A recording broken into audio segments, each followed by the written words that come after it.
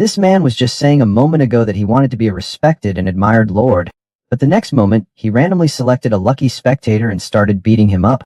He even wasted all the bountiful harvest of his people, leaving not a single crop. The worst part is, he didn't even spare the lollipops of the children by the roadside. However, everything he did was because he drew the villain system at the start. In order to survive until the final conclusion, he must complete the tasks issued by the system. Otherwise, not only will he lose his life, but he might also be subjected to a forced separation surgery from his brother. Helpless, the man could only compromise with the system, but in order to stay true to his principles, the man could only frantically exploit bugs after the system issued a mission. The man was originally a player in a virtual game, Kane's Continent.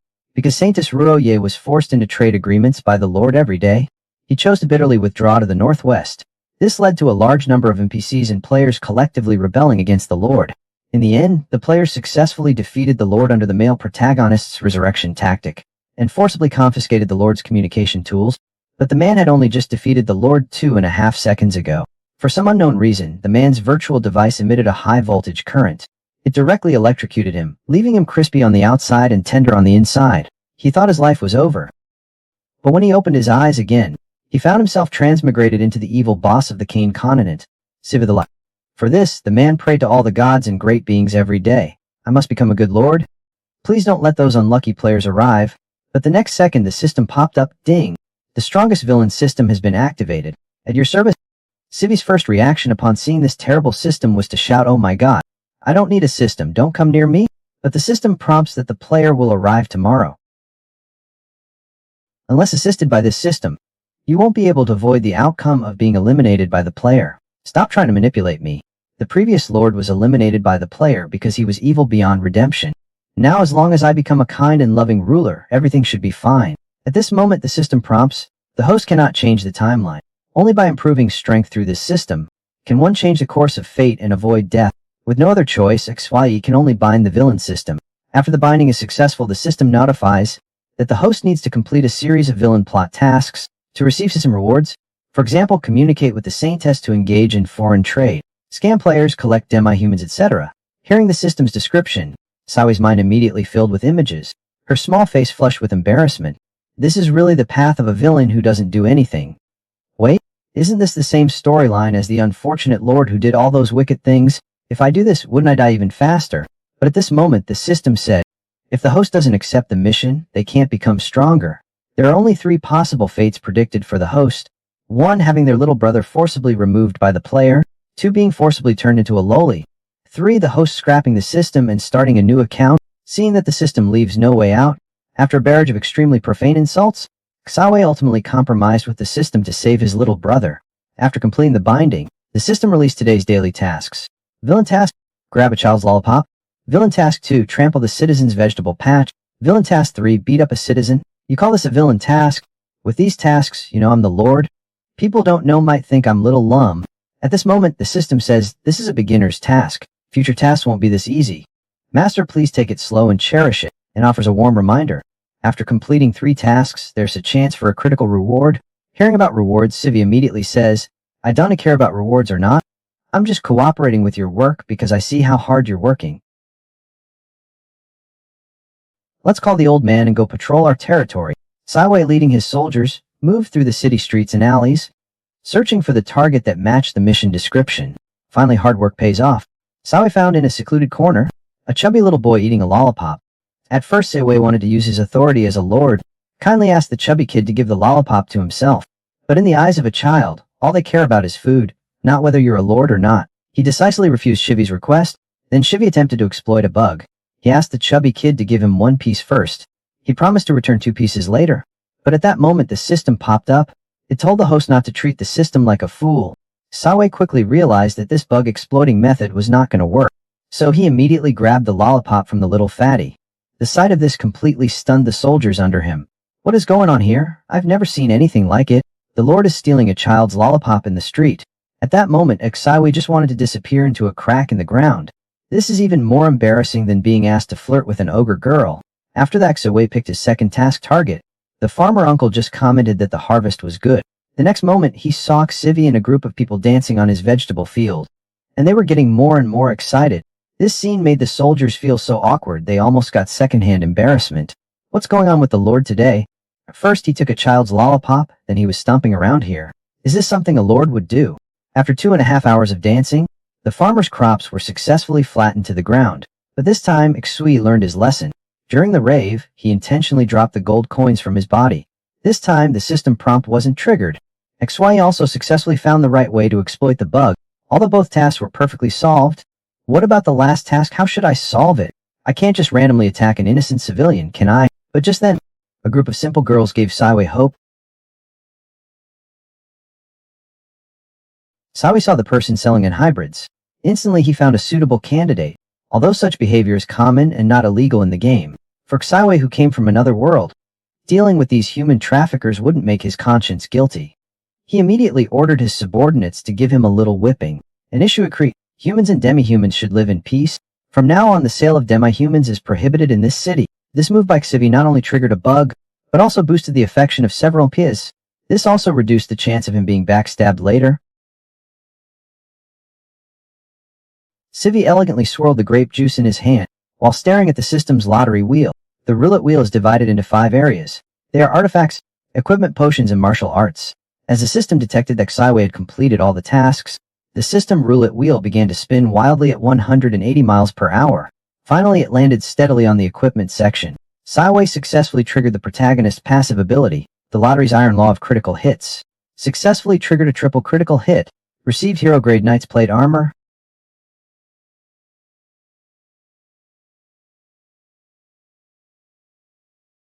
Receiving the hero grade plate armor, Xivi is totally on cloud 9. He's even showing off his armor in his dreams.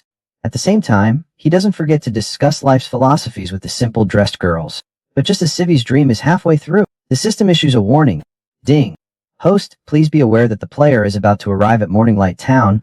Upon hearing this news, Xwooly was completely stunned. Damn it, this isn't a player arrival. This is clearly my countdown to death. The man has crossed over to become the strongest villain boss in the game world. He thought he could live a beautiful life, communicating daily with the girls and sharing life experiences. But before he could even prepare his communication tools, he saw the system send out a prompt. The players are about to descend on Morning Light Town. This news immediately shattered the man's worldview and collapsed his features. This is no way the player's arriving. This is clearly my death sentence. Terrified, the man rushed to Morning Light Town in his new Boeing X6 without even pulling up his pants. Along the way, Xiwi recalled the main storyline of the Kane continent. The story began with the war god and the god of flames attacking the wild goddess of the lower realm. The wild goddess was defeated due to the level gap. Ultimately, the divine soul shattered. However, things didn't end there. The wild goddess's shattered divinity didn't dissipate. Instead, it descended upon the Kane continent. Her loyal followers chose a warrior to lead players in saving the subhumans. Because Xivi at that time, like me when playing games, loved skipping cutscenes, now he only remembers this much of the main storyline. And at this time, Xivi's thoughts were pulled back to reality by Krimen's question. Master Xivi, the old servant, has always had a question. Why did you get up so early today? And specifically drive to that small place, Morning Light Town? Xivi just said he wanted to inspect his territory. Matters concerning survival are something I would never tell you. Clement told Xivi to hope you don't get too shocked later. Xivi had expected some kind of surprise, but after he got out of the car, he finally understood what a real surprise was. How did the previous lord manage to let this place become such a mess? The previous lord, Earl Callant, was a warmonger. He was constantly at war during his reign, so he neglected the administration. Hearing this, Xiwi was also shocked. You mean that greasy uncle was a warmonger? Kremen replied arcly, yes. Before, the Eagle Earl's territory didn't need griffin flights. He conquered all of this during his reign. Then remember to thank his whole family for me. If it weren't for his management style, the players wouldn't have descended.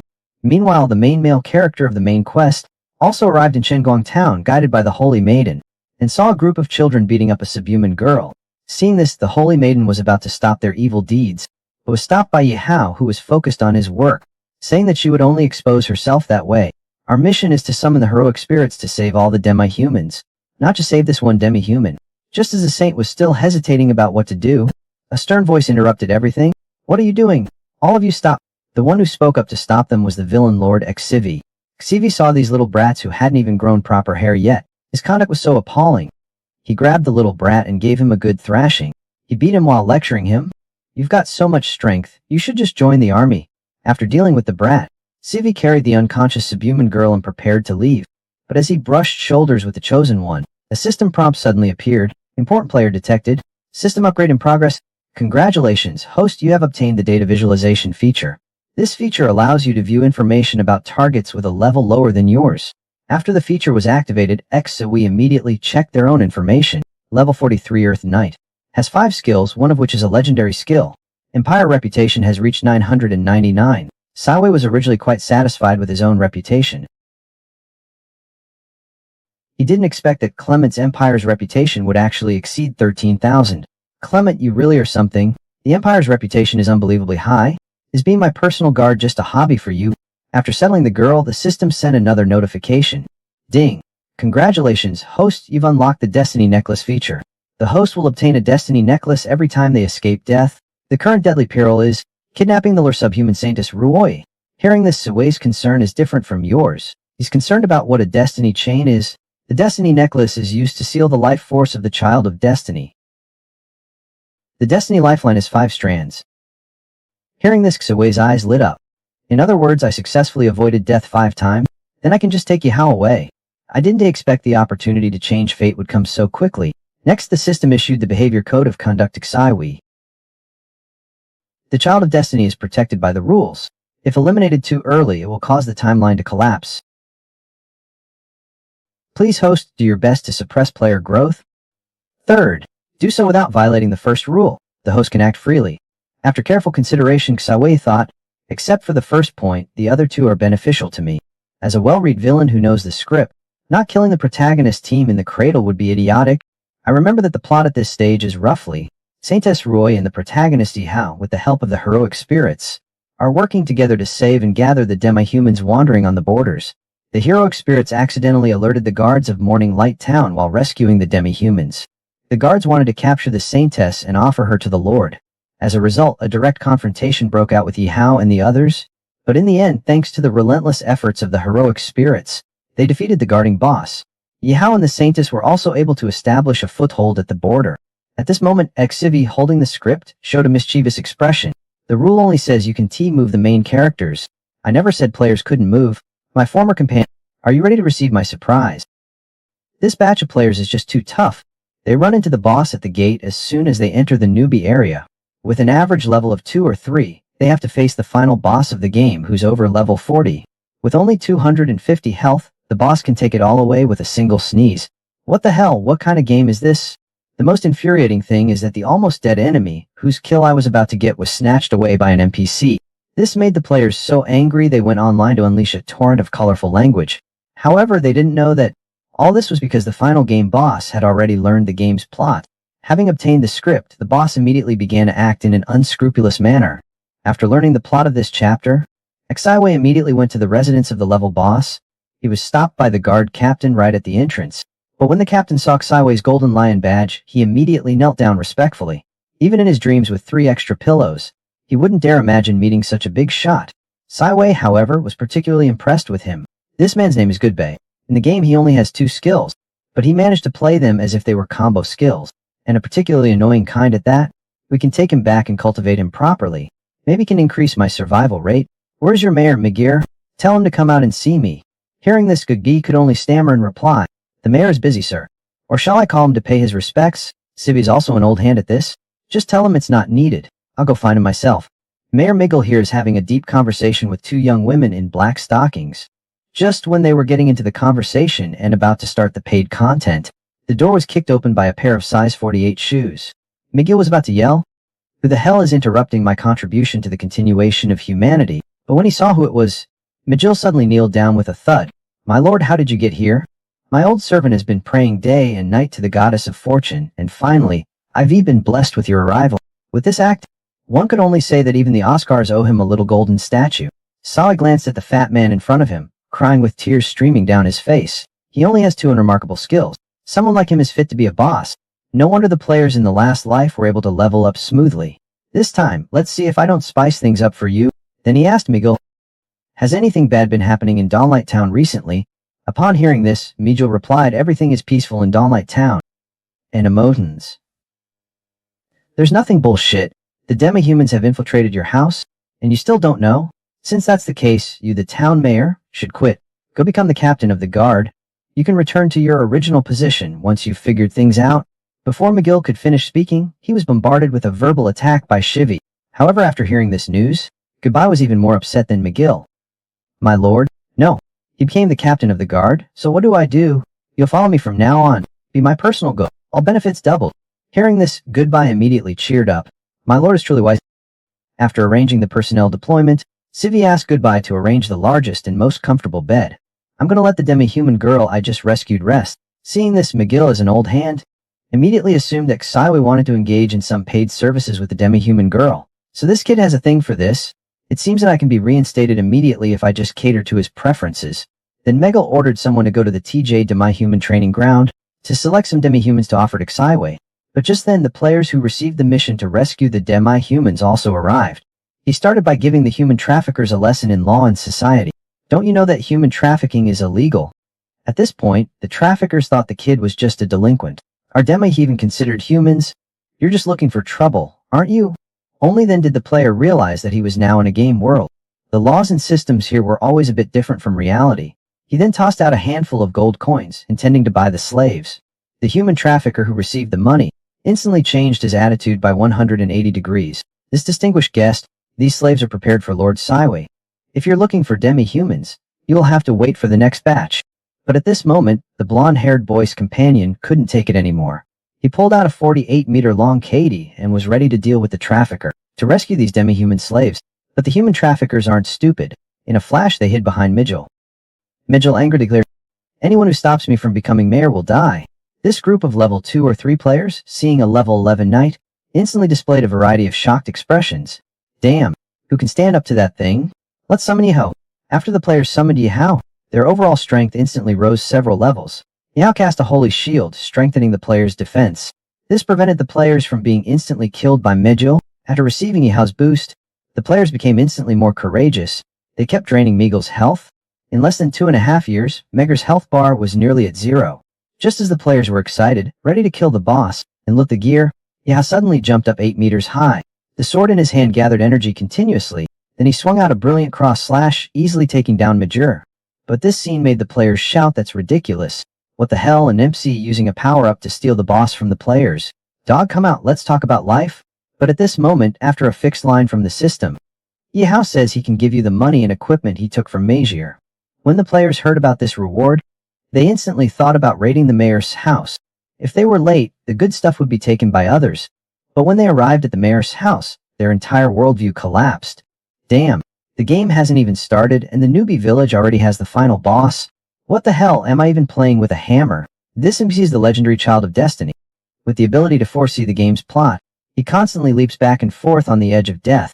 Because in his foresight, the game's strongest boss can't die at this stage. Otherwise, it would cause the subsequent storyline to collapse. So he started living a life of doing whatever he wanted. Not only did he easily snatch the boss that the players were about to get, he also single-handedly fought the level 43 final boss with his level 11 strength. But what he didn't know was, this overlord wasn't your average sneaky villain. Today marks the beginning of his tragic life. After Yihao defeated the final boss, Magir, he began to trick the players into looting the town hall. Meanwhile, Xiwei was enacting a 3-person 1-pig scene with Lori, who had just woken up. Lori looked at Sivir innocently. My lord is so kind to me. Lori didn't know how to repay your kindness. Faced with such a small gesture, Sivir naturally expected nothing in return. But just then, the villain system popped up. Ding. Host behavior detected as non-compliant with villain protocols. Please cease immediately or you will face punishment. System, what error is it now? As a villain, you should expand your vision. The girl I'm saving is to be trained as Deadpool. One day she'll deliver a fatal blow to the protagonist at a crucial moment. This move is even more over the top than old 6. And says that in the future, if a similar situation arises, you can go ahead and do it confidently. Seeing the success of the plan, Xiwei couldn't help but feel ecstatic. Stupid X system, after spending these few days together, have you figured out your pattern? As long as it rationalizes the situation, it's easy to exploit the bug. Xiwei had barely celebrated for 2 seconds when his nightmare began. Ding, daily villain task updated. Leave a mental scar on more than 10 players. Task 2, force Loli to massage shoulders and warm the bed. Task 3, humiliate the protagonist. Yeah, how? Seeing these tasks, Xiwei punched the table with a heavy thud. Damn it. Damn system. You don't do anything that involves people at all. You can even harm such a small child. Lori, who was nibbling on a chicken leg, thought that her eating the chicken leg had made Civi angry. Reluctantly, she handed the chicken leg to Civi. Respected Lord P, please you eat. I'm not asking for your drumstick. And you don't have to call me Lord. My full name is Zivli the Lion. By the way, didn't you just say you wanted to repay me? After receiving a positive response from Lul, XY was ready to get straight to the point. Coincidentally, I need a personal maid. Starting today, you'll be with me. 3 meals a day and weekends off. Would you be willing? Before Lori could answer whether she was willing, Xivi already sensed that a group of uninvited guests had arrived at the town hall. I didn't expect someone to come so quickly to help me complete my villainous task. The visitors were players who had come to loot the town hall, but what they didn't expect was that even after Magir died, there were still monsters to fight. So they cast an appraisal spell to take a look. But you wouldn't know until you see it. What a shock, damn it. Who came up with this genius plan? Eagle Lord. How can the game's strongest boss be in the newbie village? Isn't it supposed to be in Winterhold? A level 2 player trying to outsmart a level 44 boss. Even fantasy novels wouldn't dare write something like this. But in less than 2.5 seconds, a bold idea immediately formed in their minds. If I could take him down, he should be able to drop some good loot. With that, dominating the entire server would no longer be a dream. He then turned his gaze toward Yihao. Yihao also had no way of dealing with these idiots. Anyway, based on the plot he already knew, Xiwei couldn't take him out yet. Let's give it a try. With that, Yihao began his reckless journey. Eagle Lord. I'm Yihao. I know you may not recognize me, but today I will make you remember me. And you'll remember the mission I carry? Seeing Yihao's level, Xiwei almost couldn't hold back a pig-like laugh. A mere level 11 if not for the system's restrictions. This game would have ended at this chapter. Foolish invader. You will ultimately pay the price for your actions. Xi recited the NPC's fixed lines while waving the sword in his hand. Just a single sword energy took down all the players. At this moment, all I can say is, I wonder how much psychological trauma the players have. Only 250p in total. Civi's sword energy dealt 3 million damage. And that was without a critical hit. Some didn't even get to see the moves clearly before they were gone. Only Yao survived with great difficulty, thanks to the protagonist's aura. Damn it.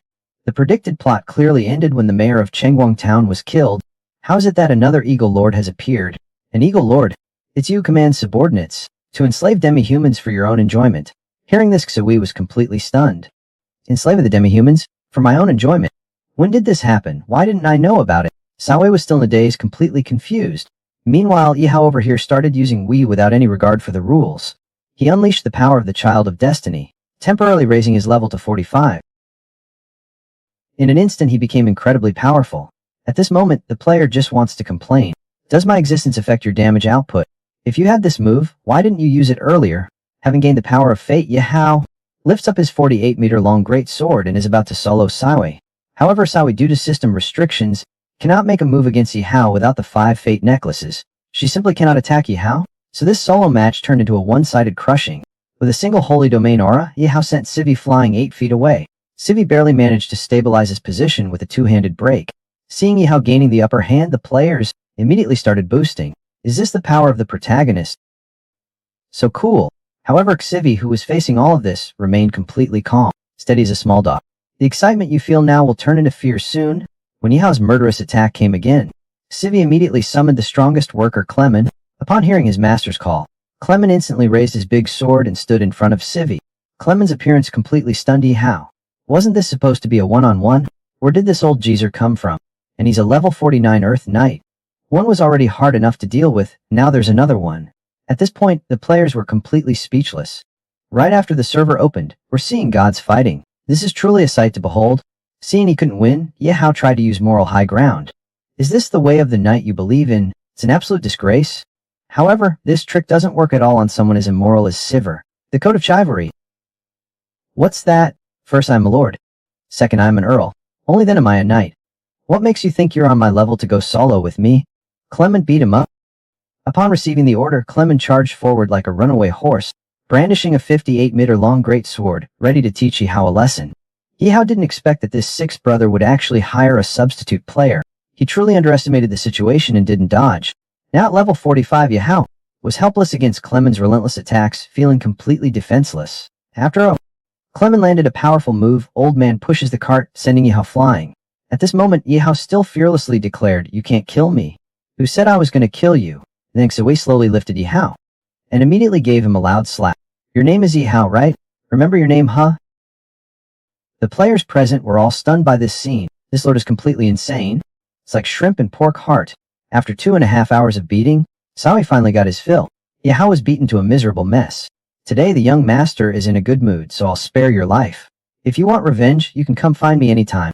Then he left with Kellerman walking off into the sunset. Since then, legends about the legendary father-son match between Saiwi and Yiha have always circulated in the game forums. A man transmigrated into the body of the game's strongest villain boss.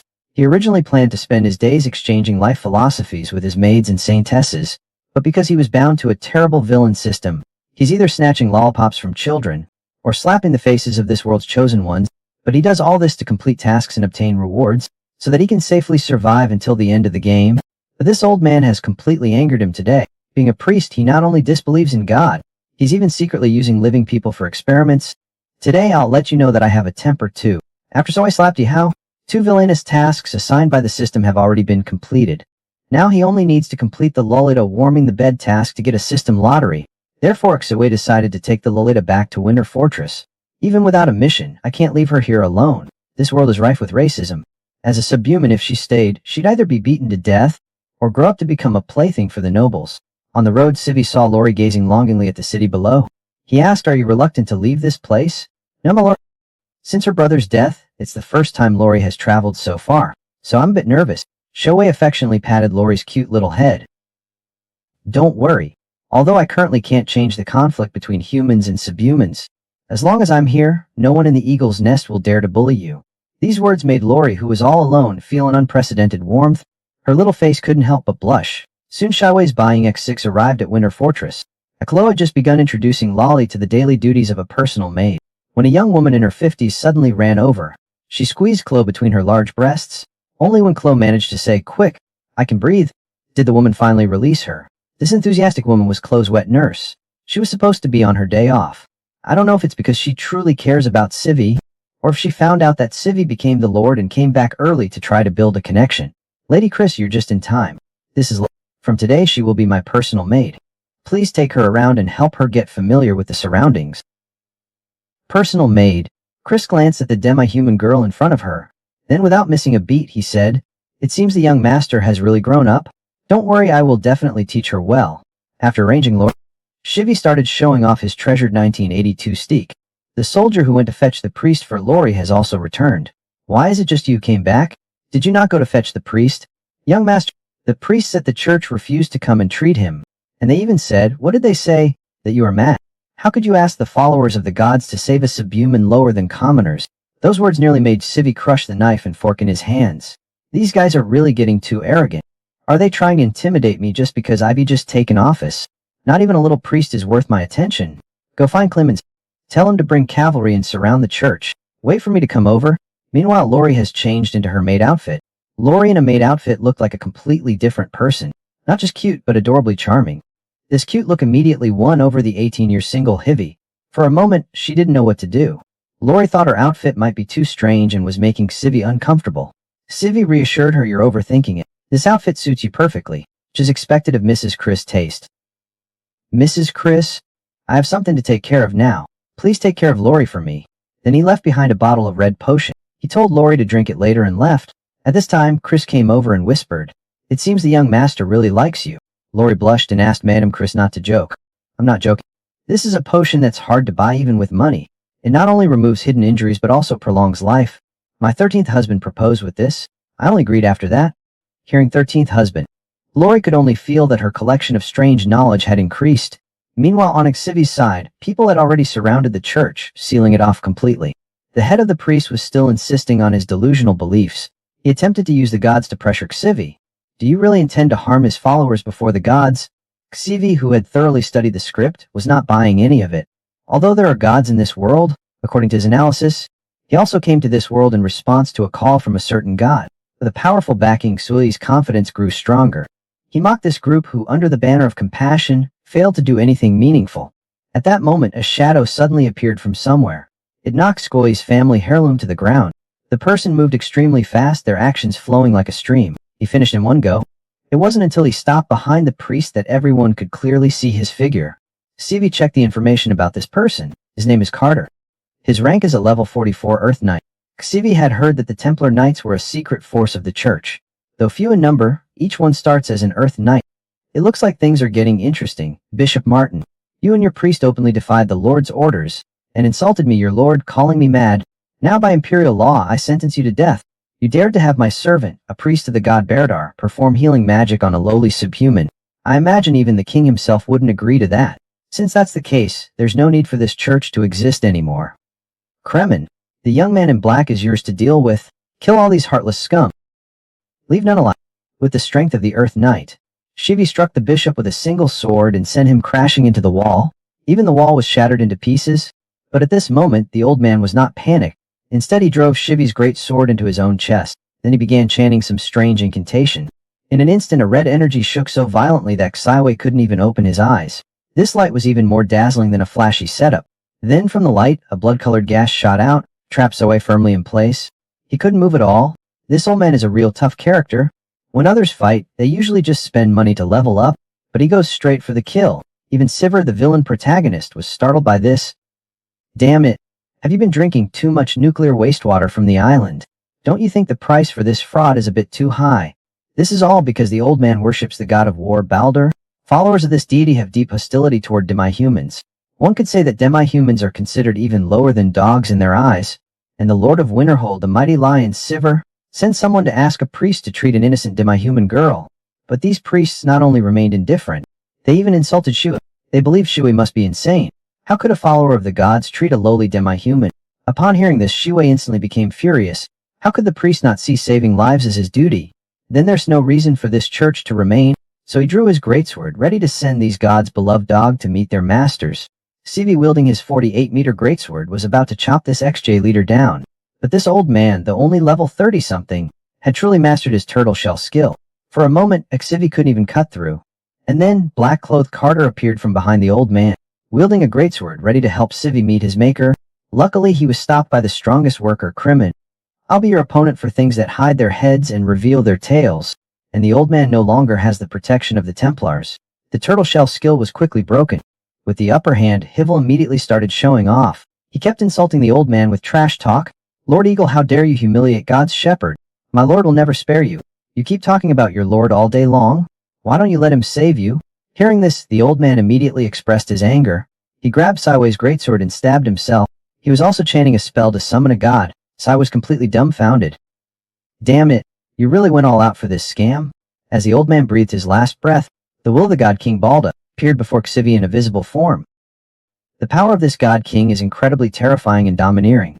Just the pressure of his will alone was enough to immobilize Xivi completely. At this moment, Xivi felt an intense heat all over his body, as though he were in hell. He turned to look at the worker Clement.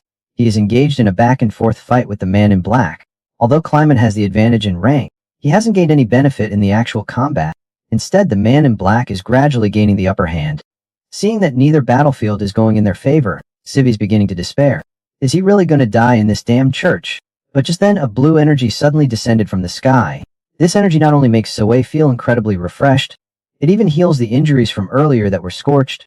Is this the power of the deity who summoned me to this world? I almost forgot that I have someone backing me up. On the other side of the battlefield, however, Clement isn't so lucky. Although he has the advantage in rank, he can't seem to cut through this black-clad person, no matter what material they're made of. Nothing works. After a long battle, the elderly Clement was gradually starting to lose his strength. At this moment, the man in black looked smug. Is that all you've got, old man? Prepare to die. Just as the man in black was about to deliver the fatal blow, a large sword flying from a distance blocked his deadly strike. The one who blocked the blow was the already healed Siwei. Young master, I'm sorry for troubling you with my incompetence. No need to blame yourself, Clemens. This guy is a Templar Knight. It's not unusual for him to be a little abnormal. This guy has no sense of pain. He's nothing more than a killing machine created by the church. He's not even human. At this moment, the man in black saw that Xavier knew too much. So I decided this person absolutely cannot be left alive. Therefore, I spared no expense and activated my unholy abilities. After the man in black activated his frenzy, his whole body transformed into a werewolf's appearance. This form even startled Clement. A werewolf? This is the Balda Church's modification of the Knights Templar. It's a life-risking ability. Kremen's skill has a time limit. Once his rage wears off, we win. Xiwei had just finished explaining, when the man in black swiped down with a claw. Luckily, Xiwei was agile enough to dodge. He then used the momentum in mid-air to launch his fearless charge skill. He struck down hard. He also launched a barrier that affected the flow of time. At this moment, Clement had also circled behind the man in black. He was preparing to perform an anal procedure on him. Seeing that his rear was about to be compromised, the man in black went into a frenzy. Not only did he smash Xavier's barrier with a single punch, but he also sent Xavier flying. Then with a spinning kick, he sent Clement flying 8 meters away. Clement was knocked out of combat ability by that kick. The man in black then walked over. He grabbed Iwei like catching a chick. I was supposed to hand you over to His Holiness the Pope, but now I've changed my mind. I'm gonna eat you. Just as the man in black opened his bloody mouth, Iwei suddenly slammed a fist the size of a sandbag into the man's face. The man in black, struck, immediately started questioning his life. What's going on? My powers. This is unscientific. Brat, I just used a barrier to stop the flow of time. You broke through the barrier yourself, making your Kryptonian ability drain double. You're seeking your own death. You can't blame me for this. The man in black still tried to fight back before dying at this moment, but the 48-meter-long great sword of Civi easily severed the wolf's head. You lackeys of the gods, only by cutting off your heads will you calm down. After 2 consecutive battles, Civi was exhausted. She was just about to rest. But then she realized that Clement was still being treated. If it's not extracted now, we should be preparing for the feast. The man lives in a luxurious standalone castle. I go out riding the Bang X6, but I live a life of petty theft every day. All of this is because the man, in order to survive, bound himself to a ridiculous villain system. However, the man never imagined that this system was truly absurd. The tasks it issued weren't about seducing little girls to warm the bed. It was about stealing Maida's stockings. What embarrassed the man the most was, this damn system even made him a mere lord, snatching a child's lollipop in the street. This makes a man wish he could just crawl into a hole. After Hivi defeated the man in black, he originally planned to take a good 2.5-minute rest. But then he suddenly remembered that Clement was still trapped under the pile of stones. If he didn't dig him out quickly, dinner would be served. So he called his subordinates to hurry and rescue him. After 2.5 minutes of digging, finally I met the living Crimin. Immediately, Axaway asked Goodbye to find a priest to treat Crimin. But Goodbye was also an honest man. Before Xiwei started fighting, he said fiercely, "Leave none alive." Who knew this sly fox was so efficient? Xiwei's also impressed by this sly fox. But there's no way out. He has to bear the consequences of his own actions. He then asked Goodbye to get a bottle of elixir of life from his study for Crimin. But the water of life is too precious. Civi gave away 2 bottles in a single day. He could only have his men ransack the church for valuables to compensate for his loss. Just as Civi's soldiers were busily carrying things away, a soldier rushed over anxiously. "My lord, we found a cellar over there." "A cellar scared you like this? Isn't it normal for a church to have a basement?" The soldier stammered in reply. "The situation is rather complicated. It's best if you, my lord, go see for yourself." After Civi followed the soldier to the basement, the sight before him was one he would never forget. The room was filled with the bodies of women, naked and unclothed. Even those few who still showed signs of life were horribly disfigured. Life is worse than death? This scene is so twisted that even this pervert finds it disturbing. Laixaway learned about the situation through an undelivered letter. Now, there's still part of it remaining here, which means what they're doing, this inhumane act, has been going on for more than just a day or two. These heartless bastards. After Xiwei calmed down, he began to analyze the current situation. Is the Lord using only the blood of maidens due to obsessive-compulsive disorder or some other reason? So the Kulan Empire's attack on the Demai human kingdom is because of a holy war? Or is someone secretly manipulating events behind the scenes? I feel like there's a shadowy hand controlling everything. After a moment of thought, Xiwei tried to clear his head. These aren't the questions I should be thinking about right now. I don't even know if I can survive until the end. What a useless busybody, a dog catching mice. After a long day of work, Civi just wanted to have a good beauty sleep. But when she reached the bedside, Civi noticed something was bulging on her bed. When Civi lifted the blanket, she found Loli lying there drooling. It turned out that Loli had learned a new skill from Mrs. Chris and came to help Civi warm the bed, still calling her master Shivi with her mouth full. Shivi couldn't help but complain upon seeing this scene. What exactly has Lady Chris taught her? Since that's the case, come over and help me massage my shoulders. Lori obediently began massaging Shivi's shoulders. But slowly, Shivi began to feel that something was off about the atmosphere. After the massage was over, Lori said she would serve Shivi to sleep. This move left Hewitt stunned. "Lady Christie, you're truly something." But still under the influence of hormones, Hewitt weakly asked about Lori's age. Upon learning that Lori was already an adult, Hewitt's eyes instantly sparkled. Who could resist such a cute little lady? Hewitt immediately wanted to exchange life experiences with Lori. But at this moment the system issued a warning. It detected that Lori's constitution is extremely weak. If forced to engage with her, it will cause irreversible damage. At this moment, Lori was still simply thinking about continuing her warming the bed task. She remembered Lady Chris saying that there was more exciting content ahead. But Civi was now deeply overwhelmed by a sense of guilt, struggling to breathe. She insisted that you must be mistaken. The bed warming task can stop here. You can go rest now. Civi was ashamed of the beastly thoughts from last night and couldn't sleep the whole night. But fortunately, the bed-warming task issued by the system had been completed. Xivi immediately called on the system to prepare the lottery. Now, the lottery was the only thing that could distract his attention. As the system's pointer slowly stopped, the reward made Xivi extremely happy. The Tauren are the elite infantry of the Orc Empire. Each one has the strength of a great knight. Soon a Tauren warrior walked out of the blue magic circle. And as luck would have it, Lori was just delivering breakfast to Xivi at that moment. When the door opened, Lori felt completely numb. Facing such a massive creature, Lori couldn't handle it. He was then scared to the point of fainting. At this point, the Minotaur tribe leader also expressed, "That Carl's a kind-hearted child. He just has a bit too much enthusiasm. Never mind, he just fainted from the scare. It's your first day here. After you meet the people in the castle, I'll arrange work for you." Once the Minotaurs were arranged, Lori also woke up. He hurriedly told them there were monsters in the Xivi castle. "It's terrifying." Lori's knees were that high. Xivi gently comforted Lori. "There are no monsters in the castle. But right now, I am the monster who's going to eat you." Just as Xivi was about to continue sharing her life experience, Goodbye barged in without knocking, holding an urgent letter. He happened to catch the two of them clinging together. Goodbye's intrusion made Sawe's face turn black with anger. What sin did I commit to bring back such a jinx thing? Goodbye wanted to pretend he saw nothing and leave after dropping off the letter. But how could Sawe, whose good deed was ruined, easily let him off? He immediately made him wash a month's worth of soldiers' underwear, citing the soldiers' heavy workload. The honest Goodbye could only helplessly agree. But after Sawe read the contents of the letter, now I understand why Goodbye was so flustered. It was a plea for help from the lord of the neighboring village. At this moment, Sawe revealed an evil smile. That's not a plea for help at all. It's clearly my money tree. This girl is the personal maid of the strongest villain boss. Normally, even a 3-year-old child who bullies her would be beaten up in the street and then sent to the army. However, today someone stole her white stockings while she was bathing and got away with it. Ironically, the captain who led the team to catch the thief was punished to wash all the army's underwear for 3 months. All this is because the 6th brother who stole the silk is actually the owner of this castle. After receiving a letter of help from the lord of the neighboring village, Sawe immediately decided the rescue was a must, but he had to get a hefty sum from this old fellow. Coincidentally, the daily villain mission was also updated. Steal any maid's underwear in the castle mission 2. Extort over 10,000 worth of supplies from the neighboring leader. Well, this damn system is getting more and more creative, stealing and extorting again. And now it wants me to flirt with the Saintess. It knows I'm about to meet those players. Although Xivi constantly complains about the system, her body honestly changes into her night clothes, because this castle only has the 2 maids Loli and Chris. So Xoe had no choice but to target Lul. Just as Axui succeeded, Lul had just finished her bath. As she came out, she saw a man in black holding her suit. Seeing someone intruding, Lu's towel flew off in fright. She quickly shouted, "There's Cell. Help!" Sixia quickly threw the fallen bath towel over Lori's face and ran out.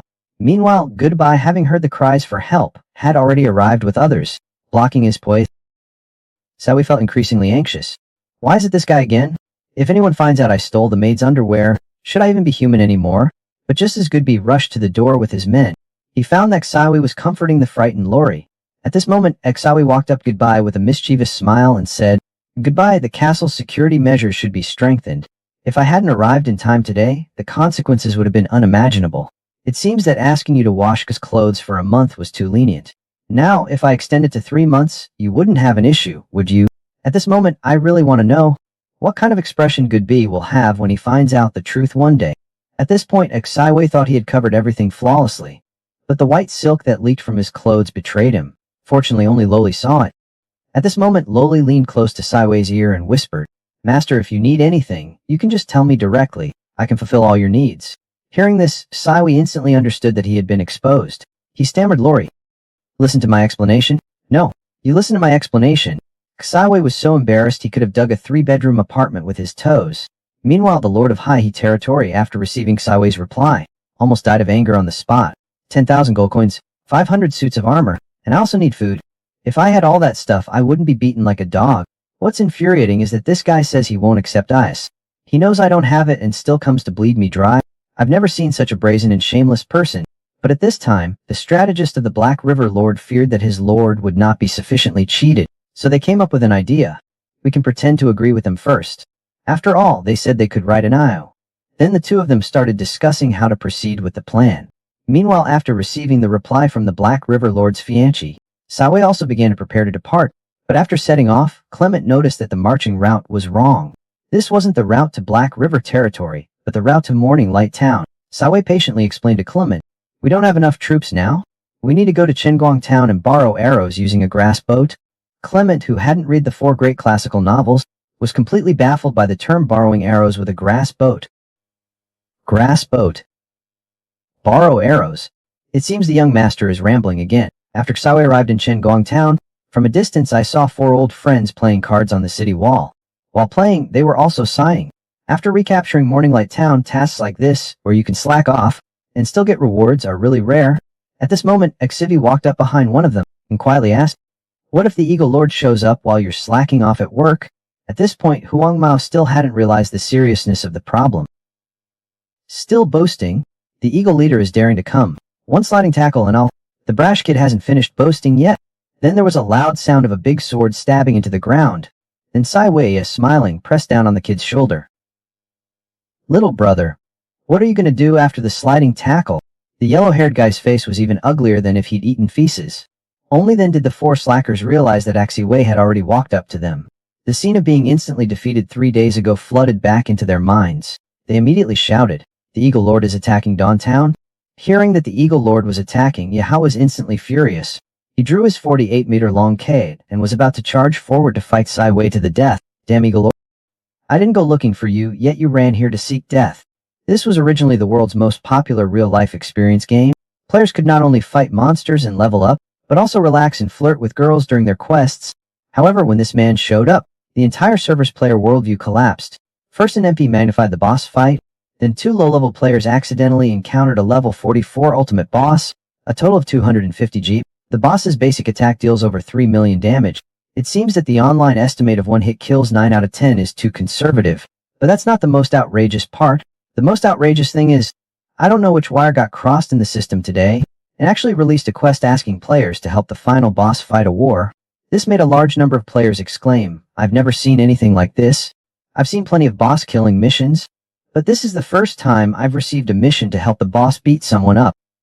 This day, the 4 supporting characters were happily carrying out their slacking off mission, but then the appearance of a sneaky player brought back the fear of being controlled. They hurriedly shouted, "No good, the Lord of the Eagles has come to attack Morning Light Town." But after waiting for most of the day, there was no sign of the violent beating I remembered. The soldiers led by Xivi showed no signs of attacking either. After everyone calmed down, Xivi slowly said, "I'm not here to attack you. Send your saintess to meet me." A moment later, Sai was invited into a small house, but the atmosphere inside was incredibly awkward, the epitome of awkwardness. Extremely awkward because everyone was wondering, what kind of trick Saiwei, this old fox, was up to this time. Then Saiwei said with a relaxed expression, "I'm not here to attack you. I'm here to give you a chance to negotiate with me. At this moment, an orc army is attacking the Black River territory.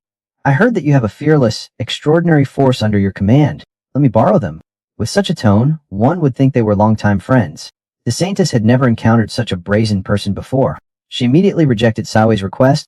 "I will not let the heroic spirits be cannon fodder for you, demon." Upon hearing the Saintess's response, Saiwei wasn't surprised at all. His mouth instantly twisted into a chilling sneer. "Girls, I think you've misunderstood. This isn't a discussion. It's an order.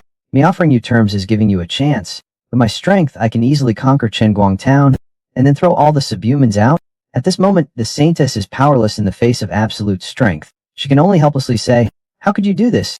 This land was originally the realm of the demi-humans. Is it really so difficult for me to just give these people a home? My dear Saintess, you really are knave. Your kingdom has already been destroyed. Now this is the territory of the Kylon Empire. I'm not a philanthropist. I have no obligation to house a lowly subhuman. Of course, if you're willing to come back and spend every day discussing life with me, then giving you a small Morning Light Town would be perfectly acceptable." Seeing the Saintess being publicly harassed, Yahao instantly flew into a rage. He rushed forward to fight Saiwei, but he seems to have overestimated his own strength. Without a trial card, he is just a noble. Civi countered with a doobie move, sending Yahao flying into the wall. "You haven't been beaten up lately, have you? Are you missing it?" Then Civi took out a self-colored object and elegantly wiped his hands. "I'm not going to waste time with you guys. Either become a human cannon fodder for me. I can authorize you to take over Morning Light Town, or I can lead my army to flatten Morning Light Town. I'll give you 10 minutes to think it over." After Xivi left, the other players began to examine the white silk Xivi had left behind. I'd heard that the Eagle Lord was a bit crazy, but I never expected him to be this extreme. At this moment, ex-Civi, who had walked out of the room, also realized the situation. Damn it. I just tried to take out my handkerchief, but grabbed the wrong thing. Calm down, I need to stay composed in times like this. As long as I'm not embarrassed, the embarrassment belongs to others. At this moment, a player blocks Sawi's path. We can agree to your terms. But you must swear like the gods. Promise to give us Morning Light Town and never take it back. Is this the will of your saintess, or your own? On this matter, our opinion is the same as Her Holiness's. If that's the case, then fine. But I'm an atheist, but I can swear an oath in the name of a knight. As long as you fight the orcs wholeheartedly from now on, I will trust on town to you. The knightly spirit. But I heard that you don't seem to care much about knightly honor. But how can this honest player be a match for a veteran player? Siwei pounded his chest and said solemnly, Little brother, you must have remembered it wrong. I'm a knight. Only then am I lord. And finally I'm a count. I will defend the dignity of a knight with my life. At that moment, the few people eavesdropping nearby had their worldview shattered. They never expected there would be such a shameless person in the world. 3 days ago, he didn't say this when he fought Yahao. At this moment, upon hearing that the players agreed to the Saintess's request, she hurriedly ran out. As the Saintess, she declared that she could never allow the heroic spirits to put themselves in danger. As otaku, they'd never received such treatment before. To think that a girl would actually care about their safety. They all felt like they'd been pumped full of adrenaline. They were ready to go and fight to protect Morning Light Town from orcs. At this moment, Yeha also jumped out to oppose. You are all the heroic spirits I summoned. How can you join someone else's team? However, Yehao's words stood in stark contrast to the Saintess's. Not only did some people make international friendly gestures, but some also found him annoying. If it weren't for the Saintess's face, they'd really want to follow Xivi instead. At this moment, Xivi also jumped out to poach them. I have to say, your team is still being led very well. It's just that there are a few too many useless teammates. Then you grabbed the Saintess's chin and said, Don't worry, I will lead the team to victory. Don't worry too much about me. Just as Iwei was teasing the Saintess, a quest window popped up for all players. Ding. All players pay attention. To receive a special mission, help the Lion King Shivi defeat the orcs attacking Black River territory. Reward unknown. Upon seeing this mission, players were all in an uproar. Oh, what the hell? Have you never seen anything like this before? There's actually a mission to help a boss. My worldview has been shattered again. Xiaowei, having done all this, couldn't help but let out an evil grin. Now everyone's here. Next, we should go deal with that bunch of scoundrels. Transit my order. Full speed march. Target. He rigid. The man had just pulled up his pants when he received a distress letter from the lord of the neighboring village. Although the relationship between the two regions was very delicate, it was a relationship as close as lips and teeth. But the man felt like the god of wealth had come the moment he saw the distress letter. He immediately replied, preparing to extort a fortune from the neighboring lord. When the lord received the reply, he nearly had a stroke from anger. This guy really dared to make such a bold demand. If I had that many gold coins and supplies, I wouldn't have been beaten like a grandson. Turning around, I pulled out my big sword and asked the dog-headed strategist for an idea. Otherwise, I'll let him have his 7th-day memorial service a week later. Meanwhile, the dog-headed strategist, fighting for his life, actually squeezed out a lousy idea. We can pretend to agree to their demands. After we've dealt with the orcs, Then the two began to whisper. Sawi borrowed players from the Holy Maiden and then set off at full speed towards Black River territory. Upon arriving at Black River territory, they saw the Lord of Black River with his gang of followers, warmly welcoming Suwei and the others' arrival. The scene couldn't be described as extravagant. It could only be described as rather extravagant. When the Lord of Black River came forward to greet Siwei, not sure whether he had guessed their 6th brother's thoughts, or simply didn't take the Lord seriously, he tossed the reins directly to him. The Black River Lord looked at the reins in his hand, dumbfounded. Is this my cue to become a groom? But he needed the man's help now. The Black River Lord could only suppress his urge to kill him. Sivi, entering the hall, didn't bother with the old man's nonsense. He directly ordered the old man to tell him everything about the Beast Tribe invasion. He needed to know the Beastman's current location. Face-to-face with the arrogant Lord of Siwei, he could only greet him with a smile. He ordered his soldiers to bring the map. After the soldiers brought the map, they explained in detail the situation after the orc invasion. 3 days ago, the orcs destroyed villages near the Blackwater River. The area with the highest concentration of orcs recently was a mountain range 3 miles outside Black River town. After hearing the soldier's description, Xiwei ordered the local soldier to point out which village near Black River town had not been destroyed.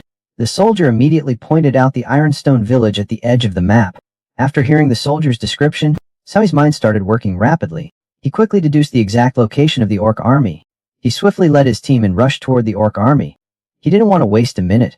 He was ready to face the orc army head-on. Meanwhile, the orc army, after hearing the message from humanity, the orc leader instantly lost his appetite for the chicken leg in his hand. His mind was filled with question marks. How did those fools find out we were here? At this moment, the Lord of Black River asked the same question. He asked Severe how she knew the orc's location. Severe, not wanting to lower Herrick by talking to an idiot, let Kleiman share his opinion. Upon receiving the order, Gurchi Fi immediately began a detailed analysis. Although Tishi village isn't the closest to Haihe town, its advantageous water system makes it more suitable for transporting supplies than the other two villages. Furthermore, based on the direction of the main orc force's advance, they will most likely proceed upstream along the river, passing through his village. And Fia's analysis immediately received 5-star praise from Xi Wei, who noted that while the orc numbers were large, most were the insignificant goblins.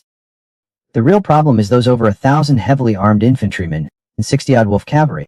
At this time, Orc across the river was preparing to use Orcish to persuade Civi to surrender. Humans across the river, our merciful leader is prepared to give you a chance to live, but you must surrender immediately.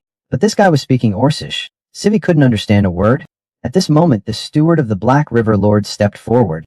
He respectfully told Siwei that his beast language was level 6, and he could serve as a translator. However, I declined. What he says is irrelevant. I'm here to take care of them. He then drew his bow and aimed an arrow directly at the wolf rider's forehead, shooting it dead on target. The wolf riders were stunned when they saw the arrow coming. It was the first time they had seen such a ruthless fighter. I was just starting to persuade them to surrender. And you already want to start the feast? The wolf riders who couldn't dodge were sent off by the 6th one right at the beginning. The leader, seeing his good brother being sent off, instantly got furious. He immediately raised his giant hammer and called for the whole army to charge, kill all these humans, with the orc tribe's charge horn sounding. Countless orcs charged toward the battlefield as if they had gone mad. Lord of the Black River saw the orc forces approaching. He was so scared that even his diaper got wet. Meanwhile, Soe was leisurely counting his steps. Once the orcs entered range, Sawai immediately gave the order for the archers to shoot. The foreign mage legion was to attack freely. In no time, the orcs were caught in a storm of arrows mixed with magical attacks. Attacks rained down on them. This intense, indiscriminate attack instantly decimated the orc vanguard. After the ranged attacks ended, the melee players joined the battle. Facing low-level goblins, they fought with ease. But when the high-level orcs appeared, the situation reversed. One swing of a great axe sent players back to the hot springs. Another player was scared and exclaimed, "What the heck? What have I just seen? The level 18 monsters are this strong." Seeing the battle turning unfavorable, Xiwei was ready to lead the team into battle himself. However, to guard against the trickster behind him, Xiwei had him lead his own team into the fray. He also warned him not to pull any tricks. Clement will be watching you. Civi first activates a glory barrier, increasing all soldiers' resistance and attack power. Then, she transforms into the Flash, weaving through the enemy ranks and racking up kills. At this point, the enemy's leader finally makes an appearance. Civi uses a skill to check the enemy's information. This guy who loves his big club is called Bai Deng Xuya. He's a level 42 tribal leader with 5 skills. The two meet and decide to use their coup combo right away. Little did they know, the leader acts like he's receiving a free phone top-up. I was sent flying 8 Jang away with a single touch. Having gained the upper hand, Xawe fell victim to his Lem disease again. He started his verbal barrage, taking advantage of his lead. While Xuya was defeated, he still had a trick up his sleeve. Human Knight, I admit your strength, but your soldiers are nearing exhaustion, and I still have more soldiers. After speaking, Bloodfang took out an object resembling a whistle. Seeing this, Siwiden felt something was wrong. This bastard is preparing to call for backup because he can't win. By the time Siwiden wanted to rush over to stop him, it was already too late. As Bloodfang blew the whistle, a creature that looked like a mix of a lion and a turtle slowly emerged from the darkness. As soon as this creature appeared, it began grabbing the soldiers on the ground and devouring them in large chunks. It didn't even bother to remove the armor and didn't care about indigestion. At this moment, an experienced veteran immediately recognized this as a Baiman. Although this creature is not high level, only level 32, can evolve continuously by devouring other creatures. At this moment, with the weakening of Civi's fighting aura, the buffs Civi provided to the Earth soldiers through the glory barrier, including their resistance and attack power, were also weakening. Facing the 7-headed Chimera, Civi did not want the small soldiers to stay here and sacrifice themselves. He then ordered the soldiers to retreat first. When the soldiers asked what would happen to Civi if we retreat, Civi answered firmly, "I will stay behind to buy you time to escape." Just as everyone was losing hope, the Tauren forces finally finished clearing the monsters ahead. The Tauren are a race of faith and loyalty. Seeing that Civi was under threat, a dozen or so Tauren charged towards the behemoth as if they had been injected with adrenaline. Seeing the dinner beef patties suddenly charging towards them, the behemoth picked up its claws, ready to feast, but its claws were grabbed by the Tauren. Both sides had similar strength over level 30. When it came to testing strength, the Tauren had never backed down. The Tauren's eyes turned red. Their inner power erupted completely. A shoulder throw knocked Beeman out cold. The players still fighting nearby hadn't even realized what happened when the Tauren had already ended the battle. The orc leader was left dumbfounded. Where did this Tauren come from? I've never seen him before. He quickly sent his underlings to check. Just as he finished speaking, Clement, who hadn't been seen throughout the battle, had already placed his sword against Bloodfang's neck. Having won the victory, Exuali was immediately supported by the people as he entered the city. When it came to the reward for the assistance, the Lord of High reluctantly agreed, but then he immediately went to the dungeon to strike a deal with Sui. This old man is truly shameless. The man just helped him defeat a powerful enemy, and now he's already thinking about betraying him. If only he'd seriously read the editor's previous speech, he'll know the man is a complete scumbag. His actions are like repeatedly dancing on the edge of death. After Xivi defeated the orc army, Lord Hay chased after him, his tiny 18 centimeters legs swinging. When Xivi saw the god of wealth arrive, without saying a word, he asked the old man if he was here to settle the bill. Out of breath and exhausted, Lord Hay said that they were running low on supplies. I really can't take out 10,000 gold coins and 500 pieces of equipment at once, but I've prepared half of the supplies. The rest will be delivered in full within a year. Lord Hay handed the owl to Xivi and made an unreasonable request. He hoped to be allowed to deal with the orc lord himself. He wanted to publicly execute the orc chieftain to demonstrate his own strength. Of course, Siwi wouldn't care about this kind of thing. The orc chieftain, do whatever you want with him. Just hurry up and move my supplies out. I'm in a hurry. The old man who got the orc chieftain immediately revealed a wicked grin. Turns out this guy had a doozy scroll in his hand.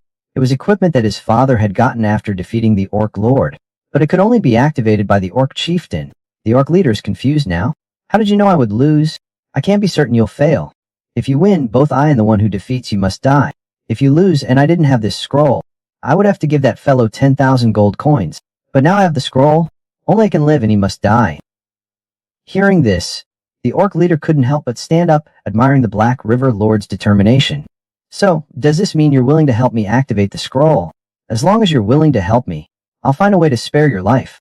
However, the bloodthirsty orc leader insisted it was unnecessary. I'm helping you because you used the disease spell to kill my enemy. Afterward, you can just bury me on the battlefield. That's where I belong. Then I dripped my blood onto the scroll and told the Black River Lord an incantation. After the blood activated the scroll, using the incantation would allow him to use the disease scroll. The Black River Lord, having opened the disease scroll, immediately became as happy as a 250 Jin child. He took the scroll and went to Xiwei to call for the device. Today, you Xivi the lion will perish here. As long as I activate the disease technique, you will all be buried here. And all this is because of your greed. Do you have any last words, Lord Xivi the lion? Last words? What last words could I have? A worthless fool like you, living in confusion, wants to kill me. As Xivi made a throat-slashing gesture, Lord Black River suddenly felt a sharp pain in his kidney. He turned around. It turned out to be his own personal bodyguard's betrayal. Lord Black River never understood before he died. How could this guy have backstabbed him? It turned out that this bodyguard had been placed by Xivi's father as a spy in Black River territory. Moreover, he and Xwi are old acquaintances. When explaining the map yesterday, Xwi had already recognized his voice. After resolving the Black River Lord issue, the two of them began catching up. Xwi also asked for the details of Kai Lunce's arrival here. Kai Lunce had been placed in the Black River territory as an undercover agent. But today, because he saved Xwi, that undercover mission is now ruined. Undercover? What exactly is my father plotting? Hearing this, Alan said with a hint of sadness, Master Xivi, the king has grown old. Some matters must be brought to the agenda. Although Xivi wasn't sure what this old father planned to do, this old father had always been good to him. He didn't want anything bad to happen to him. So he told Allens about the matter of using the blood of a demi-human girl to cultivate the temple knights. Hearing this, Allens was so shocked he almost swore. Someone actually did such a thing. In that case, I won't waste any more time here. I'll immediately take Bloodfang's head back to the king. After sending Allens off, Severe led Clement to the Black River Lord's treasury. After opening the treasury, Severe's titanium dog eyes were almost blinded by the gleam. This guy has so many gold coins, yet he's pretending to be poor. Clemens moved everything for me. Now all this money is mine. I have to admit, the Black River Lord's fortune is quite impressive. It filled up 4 entire carts. Even the guy next door was crying out of envy. I feel like I'm the most unlucky player in history. My life is even worse than Enensis. This is because Siwei completed 3 daily tasks. The system also popped up and asked if he wanted to draw a lottery. Siwei said not to ask next time, just draw. Hesitating for a second is an insult to me. With Siwei's confirmation, the system started spinning. This time the reward is a wonder item. It also triggered a lucky critical hit. Obtained the source of the wilderness. This reward will automatically merge into the host's body. Siwei asked the system in confusion, "What is the source of the wilderness? Why don't I feel anything at all?" The system replied that the source of the wilderness is a unique world treasure. It really is true that a word from you wastes 2 minutes. So what exactly is the breath of the wild? The breath of the wild is the rule of natural power. Pure natural beings can awaken their bloodline power within it. Hearing this, Siwei immediately became arrogant. "So this thing is useless to me. With this thing, wouldn't I just be a mobile power bank?" But when it came time to sign the contract with the Saintess, Siwei instantly felt the wonderful use of the breath of the wild. The Saintess, who had been fresh and refined just moments ago, after being with Siwei for 2.5 minutes, started to feel unbearably hot. He only felt that there was an aura around Sai that made him feel comfortable. Then, he couldn't help but want to pounce on him directly. The man was just renting out the 2,500-acre small town he had idle at home. If it weren't for the person pulling him quickly, today he would definitely have made 2-level paid content. However, all of this was because the man had obtained the passive skill of Source of the Wilds. Any life form with pure thoughts could awaken their bloodline power in his vicinity. After Sai finished dealing with the Black River Territories matters, as agreed, we have arrived at Dawnlight Town. As per the agreement, this time we are going to authorize Dawnlight Town to the half-elf Saintess. Eagle Lord, if you have no objections, let's begin drafting the transfer contract now. Saying this, he handed a parchment to Sivi. Upon receiving the parchment, Sivi immediately sensed something extraordinary. This parchment has been blessed by the God of Order. If anyone violates the contents written on the parchment, they will be punished by the God of Order. Siwei couldn't help but marvel at how impressive these players were. They had even managed to get the blessing of the God of Order. Just as Siwei was still drafting the contract, the Saintess's breathing slowly became heavier. This was due to the effect of Siwei's passive skill, Source of the Wilderness. The pure-hearted Saintess felt a comforting aura emanating from Siwei. She really wanted to go up and lick it, rub against it, even though she was trying her hardest to resist.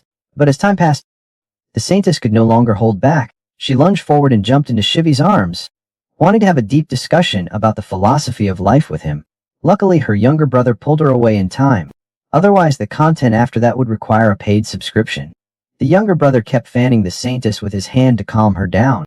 Despite that, the Saintess could only barely control herself and not think about the paid content. When the contract was placed in front of her, she was still in a daze.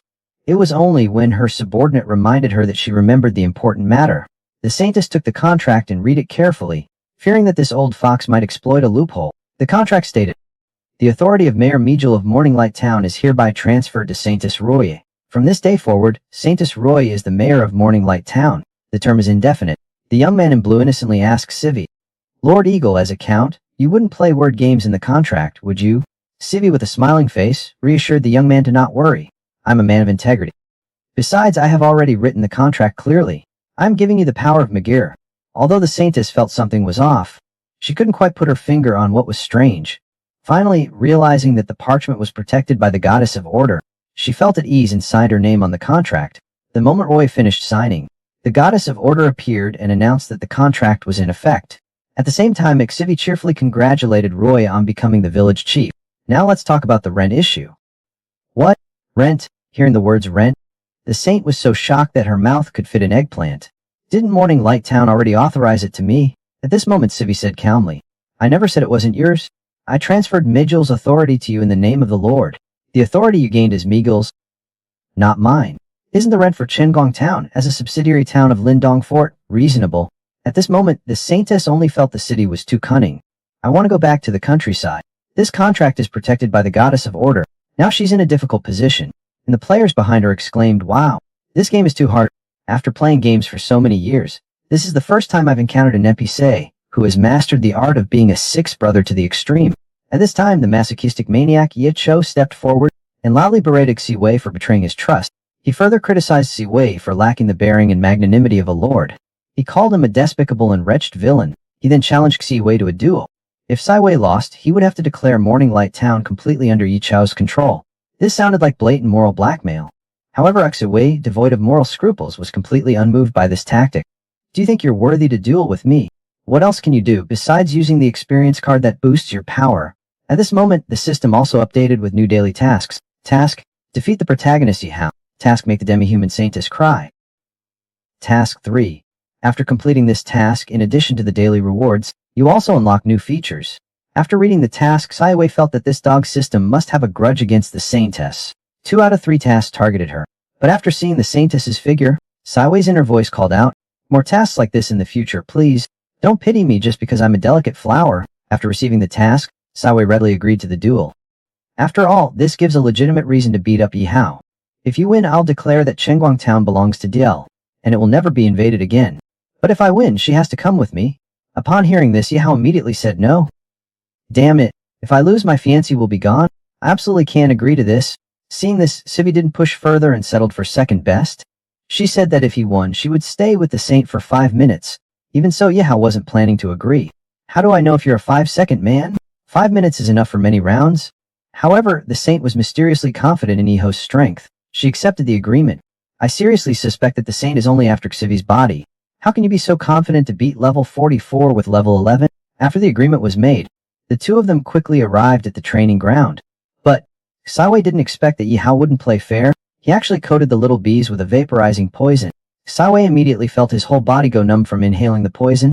Faced with the massive attack hitting his face, he couldn't move at all. How far will a game's villainy go to survive? 1 second he's forcibly kissing the Saintess for a quest. The next, the Saintess is actively throwing herself at him, only to be forcefully pushed away by the man. He declares that women only slow down his swordsmanship. He adds, "If you kiss me again, I'm charging you," and angrily calls the Saintess alone. Saiwei, to complete the mission of beating up Yi Hao, accepts a duel with the protagonist, Yi Hao. The duel began normally enough. Xiwei tried to suppress his strength, trying not to instantly kill Yi Hao and cause a timeline collapse. But the difference in their strength was still too great. After their swords clashed, Xiwei used a devastating kick, almost ruining the happiness of the protagonist's harem. Having gained the upper hand, Siwi's ancestral tendency towards reckless arrogance flared up again. Facing Yi Hao's full speed oncoming strike, he actually turned his back to meet it, although Saiwei relied on his senses to dodge. But Saiwei never expected. This protagonist was even more cowardly than him. Seeing that he couldn't win, this sneaky guy actually pulled out a poison bees to launch a sneak attack. Damn it, if he's hit by that, he'll be having his memorial service next week. This even sneakier than a sneak behavior directly enraged Saiwei. Saiwei was so angry that he flipped the ground up 2 zhang high. If Yi Hao hadn't dodged quickly, he could have saved the effort of digging a grave. He could just erect a tombstone directly. After Yi Hao dodged the grave digging skill, he immediately unleashed the enhanced version of the cross slash he had practiced for a week. But at this time, Saiwei, having inhaled the poison from Yi Hao's weapon, only felt completely weak and unable to move at all. JNAP on the sidelines saw that this was a killing move. He immediately drew his greatsword and was about to go save Saiwei. But at this time, the blue-clothed subordinate stopped Ji de Fer according to the rules of knighthood. At this moment, although Janelle Fever really wanted to swear, as a knight himself in this situation, he was helpless. As for facing the skill about to hit his face, Saiwei recalled the teachings of the sword saint from his childhood. When Saiwei was first learning to sword fight, the master took out the real 40-pound great sword and asked Saiwei to lift it. But Saiwei, who had just been weaned, wasn't tall enough to reach the hilt. He used all his strength but still couldn't lift it. At that moment, the master started giving Saiwei advice. You can't lift it because you're not focused. You need to clear your mind and focus your strength in one place. No wonder Saiwei turned out abnormal. So was this guy who taught them. At this moment, through a flashback, Saiwei, who had powered up, recovered. She gathered all her strength into the great sword. Using sword energy, she extended the great sword to 40 meters. In an instant, it shattered Yi Hao's cross slash. Yi Hao was so terrified by this powerful sword energy that he shook uncontrollably. He began to doubt his life choices. In the end, he was so scared that he knelt down and begged for mercy. The saintess, influenced by the source of the wilderness, although she constantly reassured Yi Hao with her words, her body instinctively rushed into Saiwei's embrace. Saiwei had won the match, immediately wanted to take the saintess to a room to discuss 5 minutes of life. Seeing the saintess shouting "press the sack," Sai became even more excited. He directly reached out and tugged on the saintess Ruo Yi's ear. The demi-humans and players who saw the saintess being bullied immediately expressed their unwillingness to tolerate it. They said, "Unless you step over our corpses, don't think about bullying the saintess." Seeing that they were playing this trick, Sivi immediately drew her sword to fulfill their wish. Not wanting her people to get hurt, the saintess had no choice but to agree to Sivi's request. At this moment, Sivi let out a deep sigh and said to the demi-humans with an innocent look on her face, "Don't make it seem like a tearful goodbye. We're only staying for 5 minutes. Didn't we agree on this beforehand? If you're worried, you can wait outside." Although Xiaoi speaks nicely, as soon as we entered the room, he changed his attitude immediately. He pressed Saintess Roy against the wall. Then he tightly held both of Saintess Roy's hands. She couldn't move freely. This scared the innocent saintess. Didn't you say we were just coming in to talk? Saiwei, however, nonchalantly replied, did I? I don't remember saying that. Then he directly forcefully kissed the saintess for 2.5 minutes. Damn. Someone, for my 48-meter big kitty here, I'm gonna kill this guy. But after kissing the saintess, Exuli didn't make any further moves. He stood there completely confused. How is it that there's still no mission prompt? At this moment, Exui decided to take stronger action. He gently leaned towards the Saintess Ruetsier and said, Your Highness the Saintess, I suggest you cooperate fully. After all, you wouldn't want the demi-humans outside to die because of you, would you? Hearing this, the Saintess immediately couldn't hold back. She shed tears of grievance begging Saiwei not to harm them. At the same time, the system also sent a message indicating task completion. This completely dumbfounded Saiwei. So threatening her with the Nap people was so effective. I should have known, I shouldn't have exerted so much effort. Having completed the task, Saiwei immediately wanted to bid farewell to the tool person Saintess. She said 5 minutes are up. I'm leaving. But at this moment, Rui, feeling the source of the wilderness, her body began to involuntarily burn with heat again. Her gaze full of affection made Saiwei unable to leave. In the end, she took a quick step and pounced. She grabbed Saiwei and started biting. Saiwei, who had already completed the task, absolutely would not tolerate such an innocent action. He pushed the Saintess away and shouted angrily, Hey, if you kiss me any longer, I'm going to charge you. At this moment, the Saintess, who was yelled at by Shivi, finally regained consciousness. Her face turned as red as an eggplant and she called Shivi a smelly elm. At this moment, Shivi couldn't hold back anymore. He immediately retorted, Look at the two of us and tell me who looks more like an Lum. These words left the Saintess speechless. He directly shrank in shame and became a ball rolling inside. And for a long time after that, he didn't see anyone. Because of this incident, the protagonist, Yehao, walked down the path of a villain. This man possesses the most up wilderness origin passive, but this skill looks pretty taxing on the body, because you have to watch out for creatures charging at you from time to time. This creature could be a cool and aloof beauty. It could also be a cute little girl, or even your mount. After Saiwei won the battle against Yehao, he immediately dragged Saintess Roy into a room to discuss life. Saiwei had originally planned to complete the mission and leave, but at that moment, Saintess Roy was affected by the source of the wilds. She couldn't control herself at all. Her heart uncontrollably wanted to do some indescribable things with Saiwei. But how could Saiwei possibly allow such a self-inflicted thing to happen? He shoved away the Saintess, who was fervently nibbling on him, and angrily shouted that the Saintess was a female limb. If you keep kissing, I'm gonna charge you. The Saintess, who was yelled at by Saiwei, regained her senses. She shamefully curled herself into a ball to isolate herself from the incredibly pleasant aura she was feeling. It was only after Saiwei left that she slowly poked her head out to observe. After Xivi left, Yehao hurriedly came in to check on Rui's condition. He asked if Xivi had any paid interaction with Rui. At this moment, Rui thought about her shameful actions earlier. She, the holy maiden of the race, had actually approached him. Her face immediately turned bright red. At that moment, she didn't want to see anyone. With one kick, she sent Yehao straight out. Seeing that Yehao was also turned away, the players started to discuss among themselves. Ever since Dewey left, the Saintess has been locking herself in her room. She blamed everything on Yehao losing the duel. These words from that idiot completely enraged Yehao. Now Yehao had completely lost his mind. His mind was filled with hatred for XYE. As long as it lets Saiwei lie down, he is willing to pay any price. So Yehao quickly walked back to his room. He took out a box containing a little demon from the drawer. He was ready to launch a new round of revenge on Saiwei. But Saiwei, having completed the task, also gained an increase in power. The reward for this task was a bottle of dragon blood potion. Its main ingredient is red dragon blood. After the introduction, Saiwei immediately wanted to hug the system and call it father. Because the profession of pharmacist doesn't exist in the Kan continent, this thing must be incredibly valuable, and it's an exclusive sale. At this time, the system issued a prompt. The dragon blood potion will continuously evaporate. Please consume it as soon as possible, host. Seeing such a good thing, Saiwei naturally didn't dare to waste it. He immediately grabbed the potion and chugged down the whole bottle. The moment the potion touched his lips, Saiwei felt his body filled with power. His body's potential was unlocked in that instant. Even, he felt an urge to run wildly. Now he felt as strong as an ox.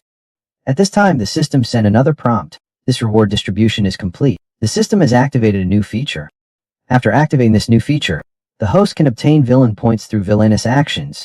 Whether or not villain points are awarded will be determined by the system. Villain points can be used to exchange for items in the villain shop. Please check this week's updated villain shop items yourself. Please check it yourself. After seeing so many rare treasures in the shop, Saiwei felt the system wasn't going to cleanse him.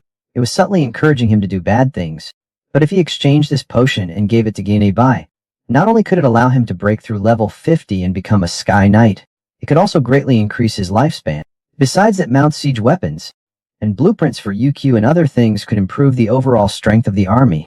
But when Saiwei looked at the shop, I don't know if it's a habit of top students, but while looking at the mall, she muttered it out loud. At this moment, a soldier nearby saw Saiwei talking to herself and looked at her like she was the foolish son of a landowner. After walking for 3 days, Saiwei finally arrived at Winterfell. From a distance, 2 girls in maid outfits had been waiting at the city gate for a long time. Only after asking around did Xawei learn that after he left for the campaign and asked them to act the fool, Lori waited for his return at the city gate every day. Seeing his maid being so sensible, Xawei couldn't help but pinch Lori's little face. Seeing such a heartwarming scene, Mrs. Chris didn't want to interrupt, but thinking of his Wei's long and tiring journey, she still reminded him that dinner and the bath were ready. It's not too late to catch up after we've rested.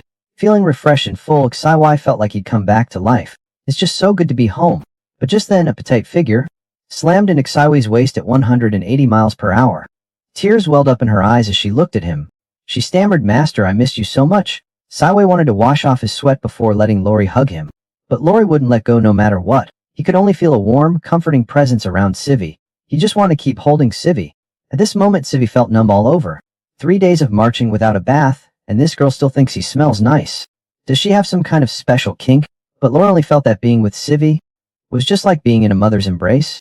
Like a gentle breeze across the fields, Lori didn't want to let go for even a moment. The difference only then dawned on Xawei. Could it be the effect of breath of the wild? It could allow pure beings to understand and awaken their bloodline power from it. Thinking of all this, Siwei immediately hugged Lori, allowing her to fully receive the baptism of the wild source. And Lori close to Siwei. I slowly felt the flow of power within my body. The man had been marching for 3 days and 3 nights without a shower. He stank so badly that even dogs would run a mile. But his personal maid still clung to him, refusing to let go. She said there was a scent about him that she found comforting, just like her mother's scent. At first, the man thought it was a problem with the girl's upbringing, but then he realized it is the guidance of the wild origin within oneself to pure life. Thinking of this, Shuwei asked Lori, "Have you heard of the awakening of the beastman's bloodline?" Despite Lori looking like a little runt, she still remembered very clearly about the awakening of bloodlines. Lori remembered that her father had once said, more than a decade ago, the beastmen were a powerful race. Although they couldn't cultivate battle kai, I also have no magical talent, but we can obtain power by comprehending the hidden abilities within our bloodline. It's just that the comprehension process is extremely harsh. It not only requires talent, but also requires one to resonate with the power within their bloodline during the comprehension process. The lucky ones can comprehend in natural environments like waterfalls. Those less fortunate have to band together with the beastmen. They gain wisdom through years of warfare. After listening to Lori's description, Xai fell into deep thought. In other words, as long as their talent is sufficient, any subhuman can awaken their power beside me. If the opportunity is right, perhaps I can even possess a subhuman army. Thinking this, Xai was like he had discovered a treasure, immediately asking Lori with shining eyes, "Do you remember how your people perceive nature?" Lori remembers, "I tried before but failed." So Lori has no talent for it. No, maybe you just haven't found the connection with your bloodline. Why don't you try sensing it now? The aura inside me that makes you feel warm. You might be surprised by the results. After saying that, the two embraced tightly. As they remained close, Lori felt the primal power surging within her blood. It felt like being in a vibrant grassland full of life. Seeing the green light surrounding Lori, Shivi knew she had succeeded. And from the feeling, it seemed to be a restorative ability. This made Shivi extremely happy. Ever since I got rid of those disreputable priests last time, I've even been unable to find a suitable priest to replace them. Now it's finally good. I finally have my own personal priest. But after the experience, Lori felt completely drained. She's just so tired and sleepy. She collapsed right into Sawi's arms and fell asleep while clutching Sawi's pants. When Savior finished helping Loli and wanted to leave, he found that the girl was holding on too tightly and he couldn't pull away. Helpless Xavier, in order not to disturb the newly awakened Loli, had no choice but to change his pants. But at that moment, just by chance, Goodbye rushed in a panic. This immediately made the atmosphere incredibly awkward. The little Loli was still fast asleep, and the man is taking off his pants. Anyone could imagine something G-rated in this situation. Saiwei changed his pants and now he can speak. This time Goodbye learned to be clever. He immediately started with a bunch of flattery. For a great person like you, my lord, having 1 or 2 eccentric habits is completely normal. Is that what I meant? I'm asking you what you're doing bursting into my room. Goodbye only remembered then that he was here to report someone had discovered iron ore. But when it came to the distance, Goodbye became rather embarrassed. Goodbye nervously handed the blueprints to Xi Wei and pointed out the location of the iron ore. It's not far from us, but the bad news is it's located at the border of the Eagle territory and the Button territory. And it's a little closer to the Button territory. According to reliable sources, they already know about this. Hearing this, Xi Wei chuckled deceptively. What a big deal. That little lord dares to compete with me for resources. Then he took out his ancestral pen and started altering the map. Send them the map right now. If they don't agree, we'll send them the full lying board family meal. Goodbye immediately heard about the war and saw this as a chance to earn merit. He excitedly asked Xi Wei to take him along. This time I'm going for a pentakill. Xi Wei told him not to rush. We just returned from Hay. Everyone needs a rest. You deliver the letter first? Let's see what's going on with the Button family first. Meanwhile, after the Button family received Xi Wei's letter, their whiskers were blown away in anger. Damn it, this young man is shameless. What's the difference between this and outright robbery? Then he summoned his capable subordinates. Start brainwashing everyone. He says we could had an 8 million ton iron ore deposit. After extracting the iron ore, you could retire early and spend your time with your wife, doing asterisk things asterisk, while receiving a generous pension. But now there's a shameless eagle leader. He wants to take it all away. He's declaring war on us. You bully us because we're just a tiny Viscounty. Can you accept such shameless behavior? By this time, my men have been completely brainwashed. Damn it. We absolutely cannot let others steal the benefits we've got our hands on. We have to take them down. Seeing that the effect has been achieved, the old man began to analyze the current situation. Civi's a land knight himself. His subordinates include a top-performing worker who loves working overtime, and Gain TB, who is rather difficult to deal with, but the rest are weaklings we can ignore.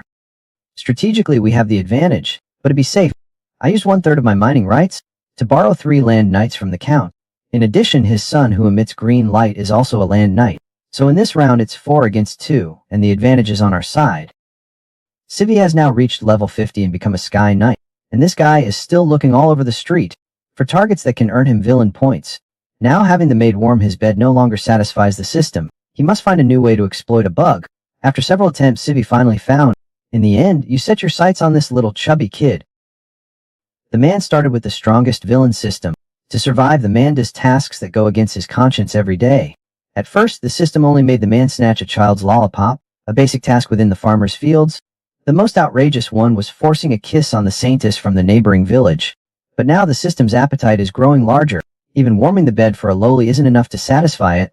Reluctantly, the man had to go out himself to hunt for prey. But because of this, the man discovered one of his subordinates was doing something that outraged both humans and gods. This instantly made Xi Wei so angry that his eyes turned red. Damn it. If I don't beat the crap out of you today, it won't be worth it. In order to earn villain points in exchange for engineering tools, Xi Wei went out alone onto the street, searching for suitable targets to gain villain points. After several rounds of screening, children's world is easier to satisfy. Even if they were bullied today, tomorrow, just give them a bag of lollipops and it's all good. But when Xi Wei walked up to the chubby boy, this time the chubby boy didn't cry. Instead, he made a pitiful face and begged Xi Wei to let him go. His mother had been beaten. The money today is for buying medicine for my mother. I don't have money left to buy candy. Was your mother beaten? What happened? If you tell me clearly today, I'll let you go. At this point, the chubby boy became even sadder. With tears and a runny nose, he told Xi Wei about how his father died in battle, and how the pension money was stolen. Hearing the words of the chubby kid, Sexy Wei couldn't help but choke up. Why didn't you tell me about this? Mother said, you wouldn't punish a knight for this matter. But she also didn't blame you. We are just ordinary freemen. It is already very merciful that you provided me with a pension after father died in battle. Xi Wei listened to the chubby boy's childish thoughts, and walked slowly towards the chubby boy's home.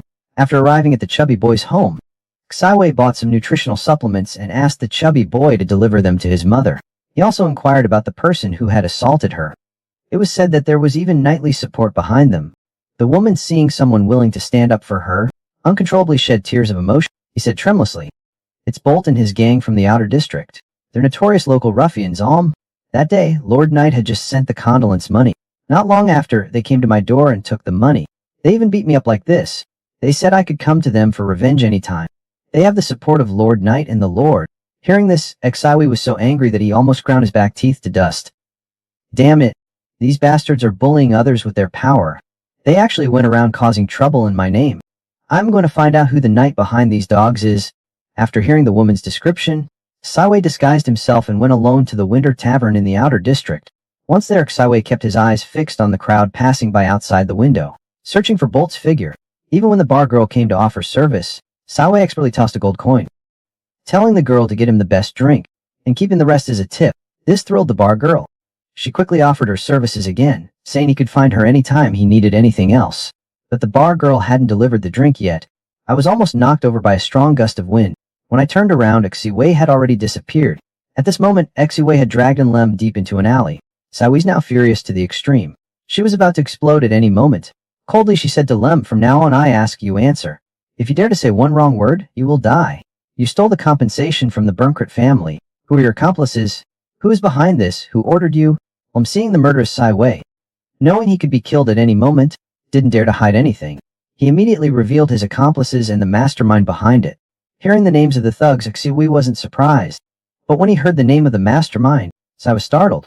The mastermind was actually his childhood knight Gale, who had sworn to follow him. After getting the exact name, Saiwei rushed directly to Gale's residence. Without saying a word, he broke down the door.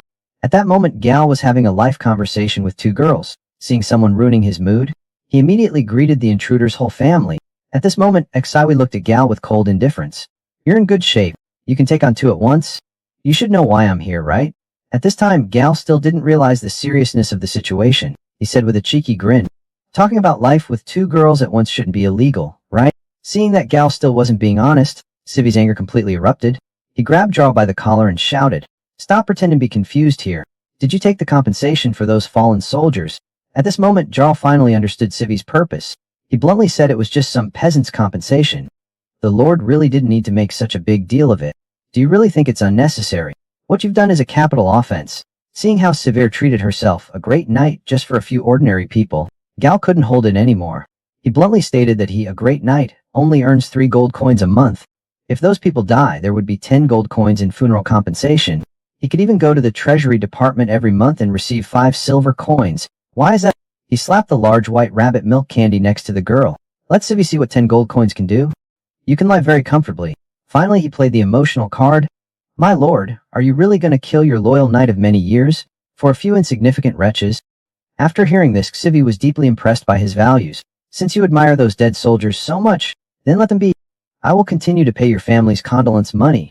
The man is the strongest old 6 in the game. No matter the situation, he can always stay calm and composed. Whether it's a newbie just starting out, or the protagonist who wants to chase him to the ends of the earth. Even if it's the lord he just helped, turning around to serve him a deathboard set meal. He'll still smile and instead of politely, trick the other person. But today this Urzi has completely pissed him off. The man has no tricks this time, only a heart full of rage. Because this Urs not only ordered Lom to seize the deceased family compensation, but also beat the family members to serious injury. However, when questioned by Civi, this Urs not only showed no remorse, instead he boasted and said, as a knight he only earns 3 gold coins a month, a lowly peasant who dies in battle gets 10 gold coins, and every month their family receives 5 silver coins. Why is that? You actually think their treatment is that good? Then go down there and join them. I'll still pay your family's compensation. I'll make sure it's delivered. With that, Civi ordered for the execution bell to be rung. The bell tolls throughout the streets and alleys of Winterfell. The people of Winterfell know what these 13 tolls mean. Curious onlookers gathered at the execution grounds, wanting to see which unlucky soul was to be executed. But upon seeing that it was one of Civi's high knights, everyone's jaws nearly dropped. They all discussed whether he had slept with Civi's wife, or kidnapped Civi's sister-in-law. Today Saiwei is incredibly serious. Definitely the most serious moment in the whole comic. Facing the common people's questions, Saiwei gave them clear answers. His crimes for which he will be executed are 3. The first is disobeying military orders, embezzling soldiers' bereavement payments. Second, a knight who bullies the weak is unforgivable. Third, instigating Lom to disturb public order. Therefore, even if he's a great knight, he cannot escape death. Today you will witness the execution. It is to show you all that in the Eagle territory, a soldier's dignity is inviolable. No matter their status, high or low, we can't let the brothers who died in battle die without a reason. Gar still wants to trash talk at this time, saying that Civi will definitely regret today's decision, but Civi doesn't want to hear this trash talk, immediately ordered the execution. Just as the blade passed through Gar's head, the system gave a prompt. Host has executed the great knight who followed him for many years. Reward 2,000 villain points. This sudden surprise almost scared Saiwei into running away. What kind of values does this system have? Giving villain points for ridding the world of evil. Is that appropriate? System, could you explain this? The system then told Suwei, because your coldness shocked the ignorant masses, and your ruthlessness instilled fear in your knights. At this moment, Civi felt helpless for the first time. Could it really be wrong for me to execute this frog creature, under the rules of this world? So Xivi turned to ask the soldier beside him, for his true opinion on the matter. Faced with such a moral dilemma, the soldier didn't know whether he should answer. He stammered for a long time. Finally, under Xiwei's orders, he spoke his true thoughts.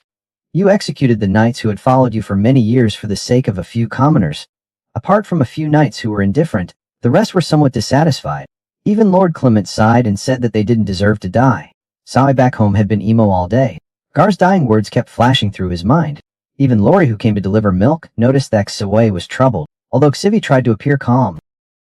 Lori was still considerate and encouraged Xivi to speak up, so that Fanji could help. Facing Lori's tender persuasion, Xivi instantly softened. She shared all her thoughts with Lori. It was about the pension issue. I believe I am not at fault. The souls need to rest, and someone like Gal can never be allowed to live. How could this be the master's fault? I remember my father once said, there are no born heroes. However, those common soldiers who died in battle, the ones who are willing to fight until their last moment for their loved ones, each one of them is a hero. Their souls should have rested long ago. After hearing all this, Xiwei suddenly felt enlightened. He said, Lori, having you is my good fortune. But Lori asked, can we have a baby today?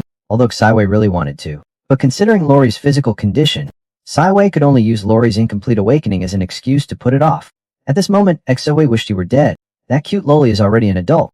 It's all because of this damn system message saying the loli's body is weak. Helpless, Xiwei can only relieve the overwhelming power inside her by fighting. She just earned 2,000 points as a villain and plans to splurge a bit. Anything like soap or perfume can be traded with nobles for money. The ice silkworm might cost only 50 points. I have to get a set. Immediately summon everyone from Clement for a strategy meeting. We've changed our minds about seizing the iron mine. Now I want more than just the iron mine. I'm gonna loot their main city while I'm at it. The man is so unlucky. He finally found something valuable in his territory, but it ended up in the territory of that scoundrel from the neighboring village. Damn it. What the hell kind of thing is that? The angry man immediately summoned 3 Earth Knights. He was going to give Lao Liu a lying down in a coffin package.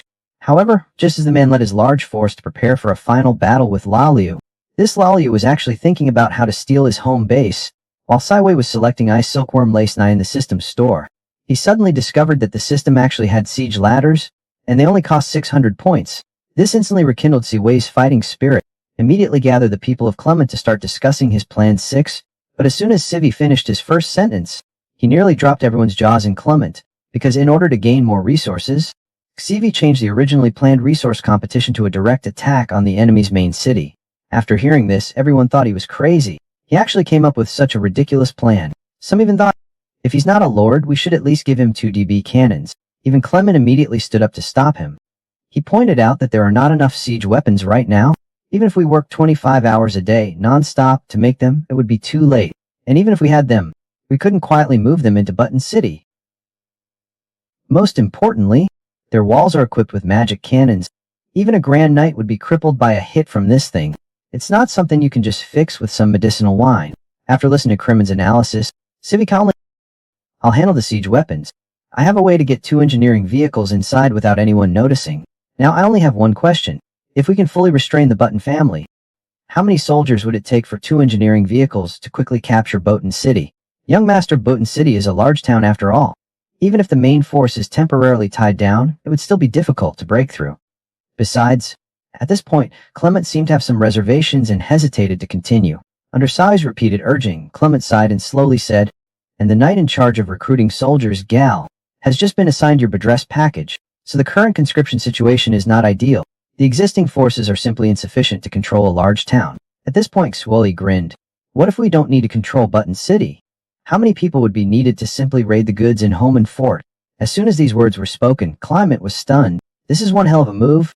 In the competition for iron ore, the Button family would surely mobilize everything they have. The city's defenses are extremely weak.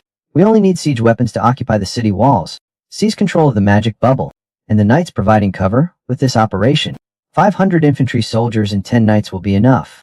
But young Master Wei, can you really get the siege weapons inside? This is not a problem for Xiwei, who possesses the system. As long as we reach the enemy's walls, just exchange for siege ladders in the shop. Then we will begin arranging the battle plan. Tomorrow at noon, Clement and Bane will set out. Spread the word, make it as loud as possible. But remember, you're just timing the attack, don't rush to attack. The rest of the Bloodwolf clan and I will lead 500 soldiers to flank and raid their base. We'll arrive around nightfall. We'll take Holman Fortress in 10 minutes. Then the main reinforcement force. Is there anyone else with questions? At this moment, the honest man, Gubai, stepped forward and raised his doubt.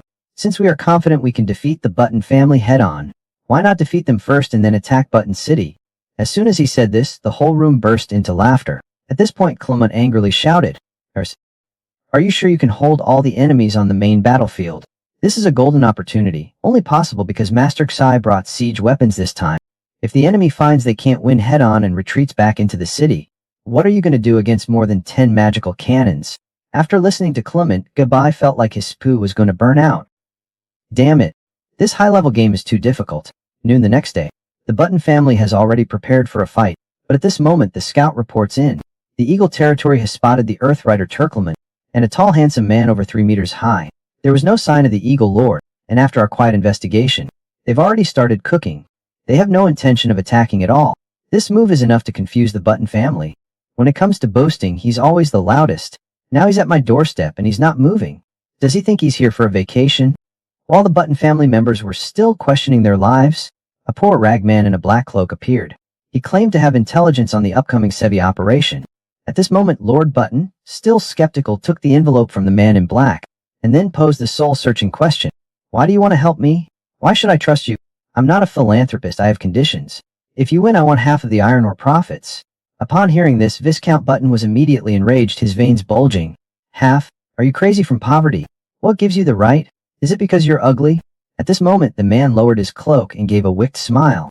It's because there's no news of me. You're going to lose this war so badly, you'll have nothing left. Meanwhile, inside Button City, Civi was happily playing with the Minotaur using a magical cannon. But they didn't know that their movements had already been exposed, and danger is quietly approaching. The man is the strongest villain in the game, La Liu.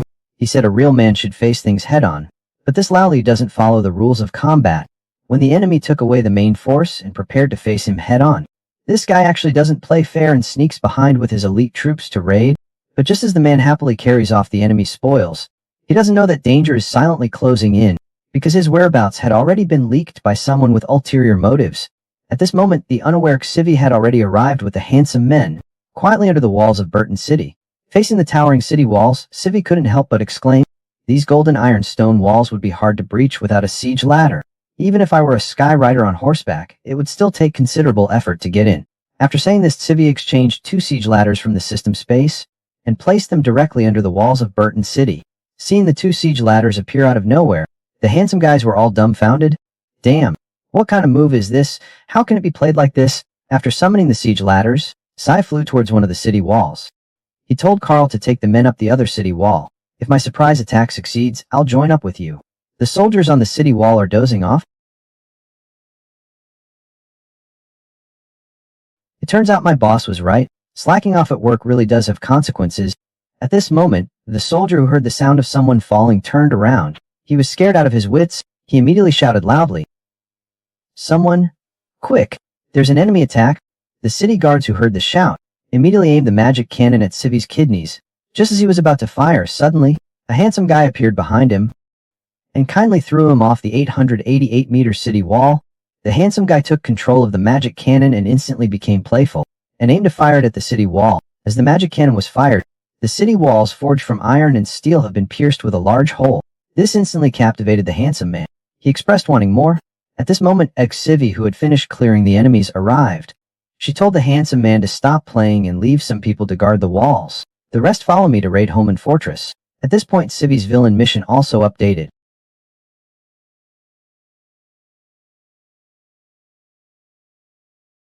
After reading the mission, Saiwei sighed, glad that this mission was finally going smoothly.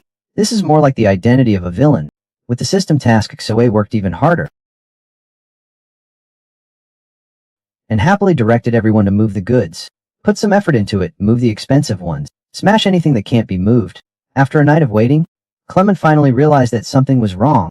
Logically, Lord Button should have discovered the troops of Eagle's territory, and they should have been launching a frenzied attack like they'd been injected with adrenaline. But it's been such a long time, and there hasn't been a single movement. At this moment, the scout who had gone out to gather intelligence hurriedly returned, reporting urgently. This is bad, Lord Clement. We just found out that the local military camp shows signs of retreat.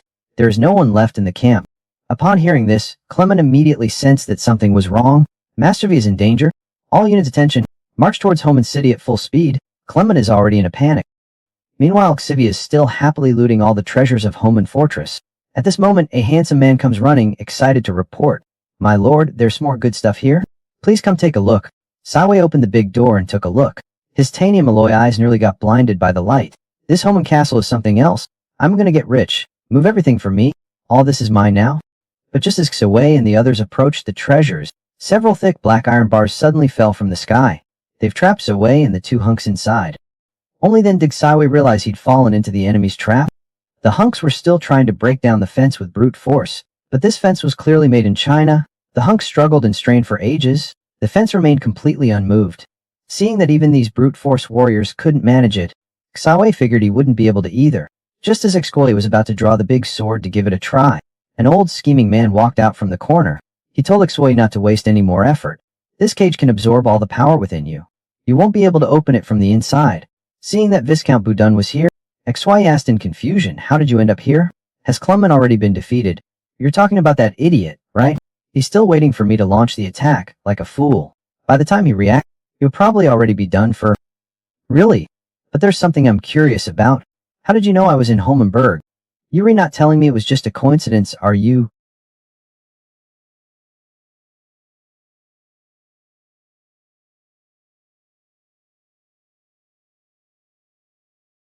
Just in the nick of time, a purple sword energy dashed towards them, instantly knocking Baron Button's greatsword away. The newcomer was none other than Clement, who had ventured deep in enemy territory alone. Baron Button wasn't surprised to see Clement. After all, with his strength as an Earth Knight, in the midst of a chaotic army of mere small fry, cutting a path through wasn't a difficult feat. However, you are alone. How will you handle 3 Earth Knights? The man is the game's strongest villain, Old Six. His daily tasks include beating up the protagonist and flirting with the Saintess. When he's bored, he also goes to the neighboring village to steal freshly mined iron ore. However, this time his Old Six plan was leaked to the enemy leader by this scoundrel. This caused the man to be caught just as he was approaching the gold and jewels. He was trapped in a dark, thick iron cage, and I have no idea what material this thing is made of. Not only does it continuously drain a person's power, but it can't be destroyed from the inside. Just as the man was about to be sent for the lying down treatment, the old man finally made his move. Facing the timely arrival of Clement, Viscount Burton was not surprised at all. After all, the 3 Earth Knights have already been brought in by him to deal with Civi. The remaining small Karami in Clement's eyes is completely useless, but you're just an Earth Knight. How are you going to deal with the 3 Earth Knights? Saying that, the nameless 3 Earth Knights swiftly appeared, ready to serve Clement with a lying down special. Although Clement was just one step away from becoming a Sky Rider, he still had to face 3 Earth Knights alone. It's still too much for him to handle. After only 88 rounds, he was already pinned to the ground and dragged across it. At this point, Viscount Burton, aiming to strengthen his own forces, tried to recruit Clement. But the stubborn Clement, even in this life and death situation, still declared that he would only be loyal to the Lord of the Eagles. In that case, it is truly a shame. Let's get him the lying down board package. Just as Clement's life hung in the balance, a giant sword 40 meters long suddenly flew out. It flew straight towards the back of the head of the Earth Knight, who was riding Clement. But this guy's head was really tough. The moment the giant sword made contact, it was deflected 8.88 meters. At this time, the knight who had been hit hadn't realized the seriousness of the problem. He thought it was just Civi's death throws deflecting the sword, but what he didn't know was Civi was taking advantage of the Earth Knight's thick hide. He deliberately shot the sword at his helmet, and at that moment, the rebounding greatsword successfully destroyed the iron cage. Did you really think I missed? Just as the Earth Knight was appraising himself, Civi had already appeared behind the knight like a ghost. Seeing Saiwei come out, the few people were instantly dumbfounded. Wow, how did he get out? Could it be that the iron sword thrown earlier broke the cage's magic? Isn't this operation incredibly unscientific? Baron Button, having calmed down, told everyone not to be afraid. He's just a great knight. We still have 3 against 1. The advantage is ours. Attack. Given the lying down treatment. With that, the 3 Earth Knights charged forward in a swarm. But Viscount Button might be learning today that outdated intelligence is even more dangerous than expired instant noodles. Civi had already broken through to Sky Knight several days ago. Those 3 Earth Knights are just 3 little brothers in front of him. At this moment, Saiwei's entire body radiated a golden aura of fighting spirit, and a faint sinister smile spread across his face.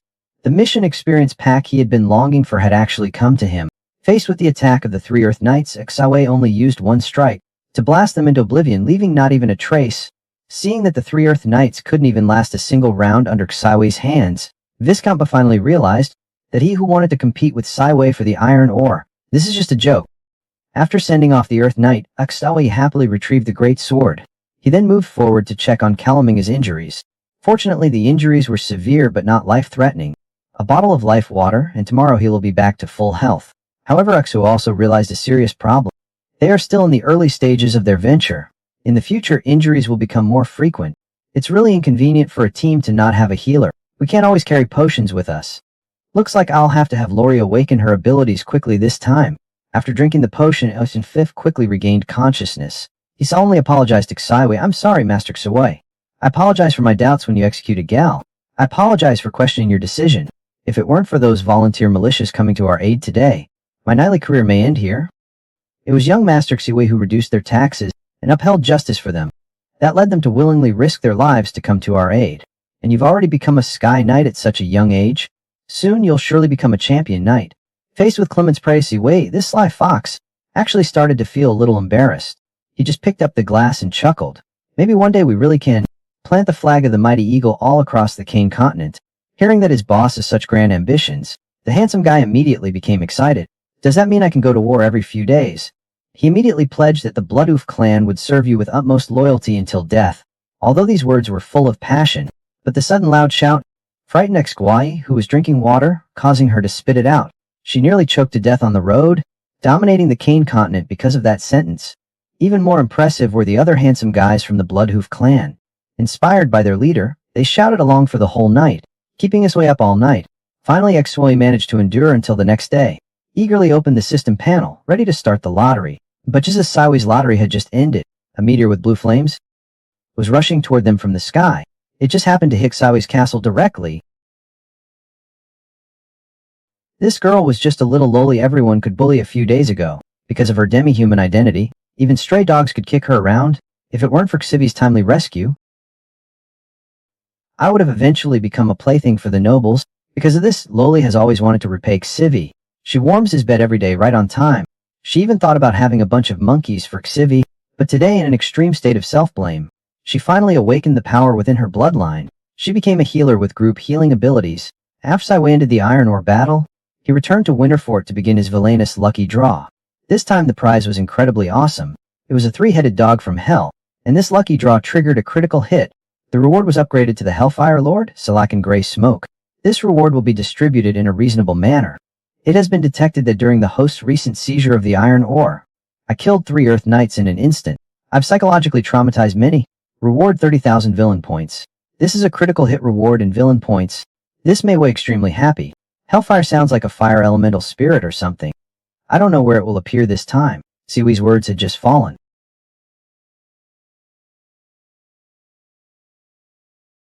Damn it, Hit Lord. System come out at Hit Lord. You damn well better control the reasonable drop rates. Are you sure you're not trying to miss me? The moment the meteor hit the ground, it transformed into a humanoid form. The great demon Lord Xivi. Hellfire Salakan pledges loyalty to you. But why are you a bug? These words made Xwilly instantly feel embarrassed. That's right, I am your summoner, the bug you mentioned. Sarakin, right? Can you cool it with the fire? You're about to set the whole castle on fire. After Sarakin put out the flames, Sunny checked his level and stats.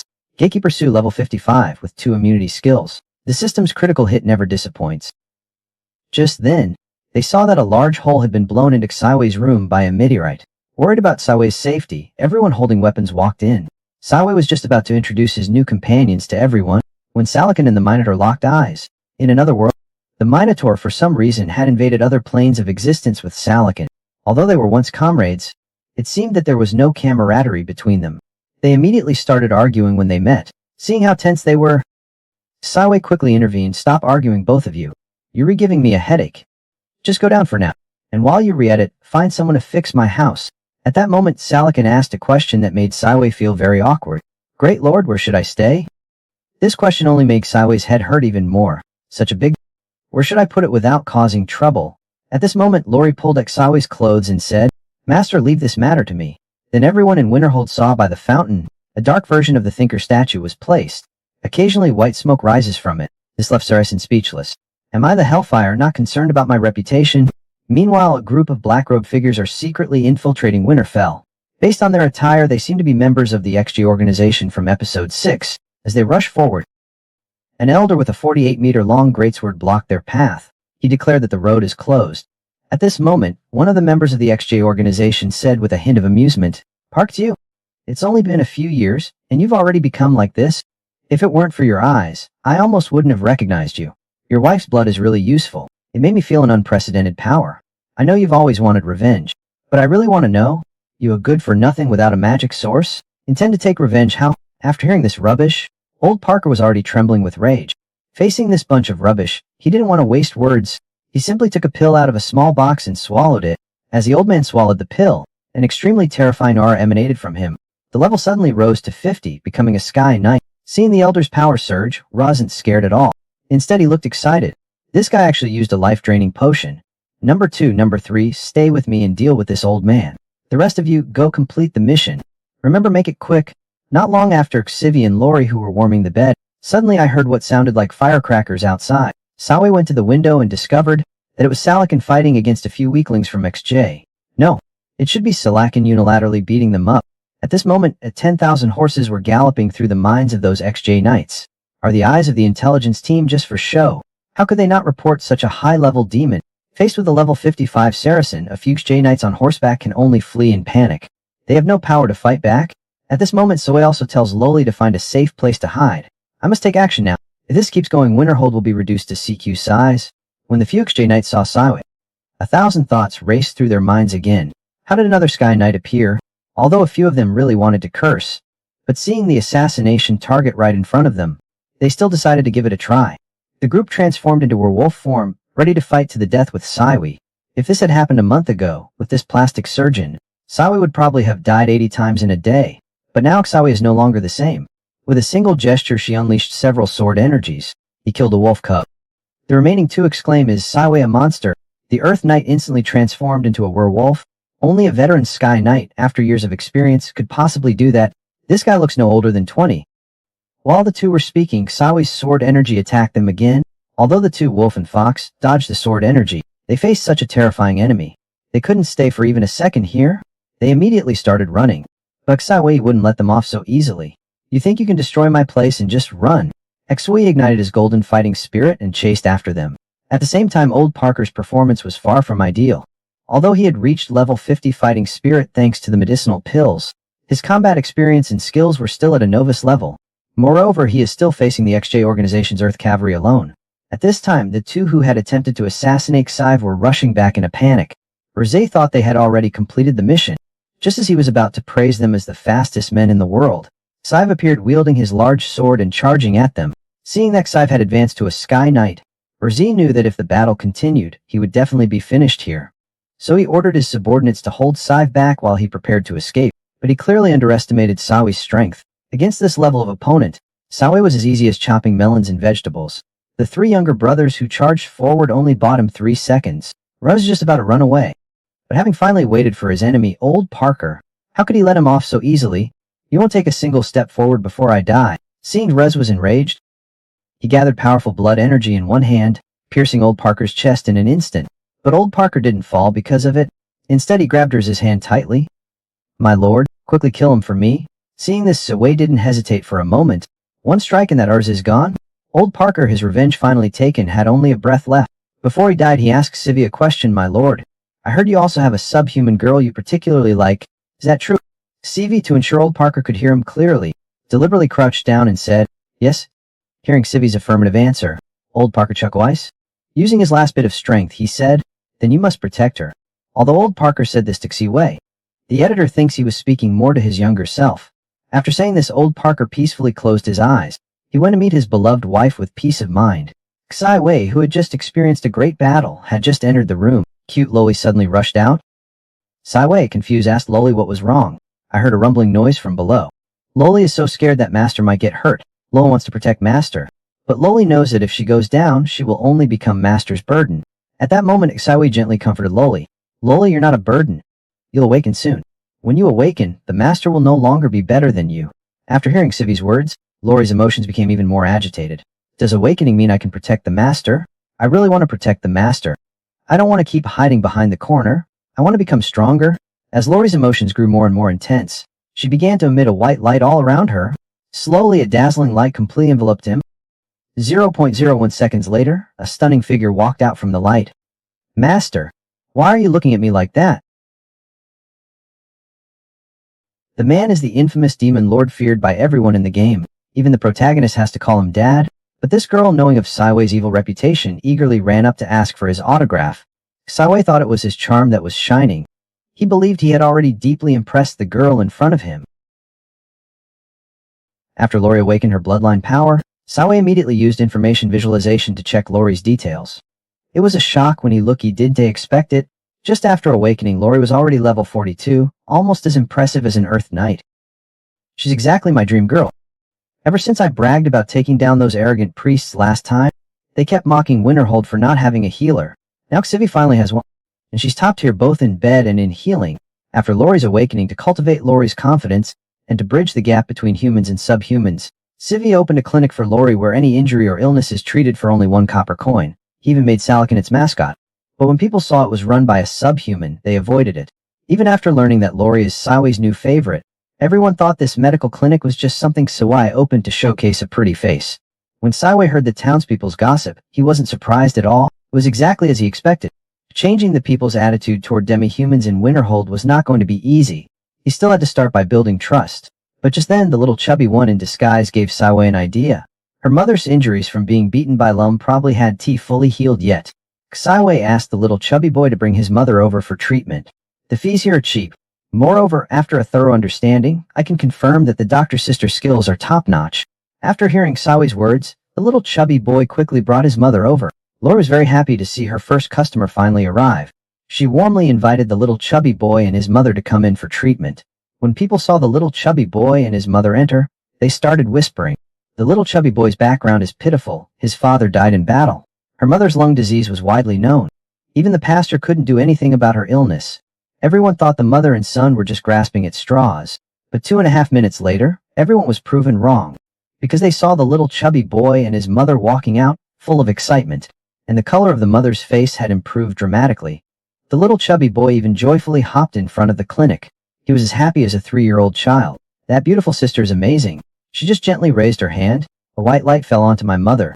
In no time, my mother felt much better. And the little chubby boy's mother is also discussing her condition with the sisters. After Loli's treatment, her lungs no longer hurt.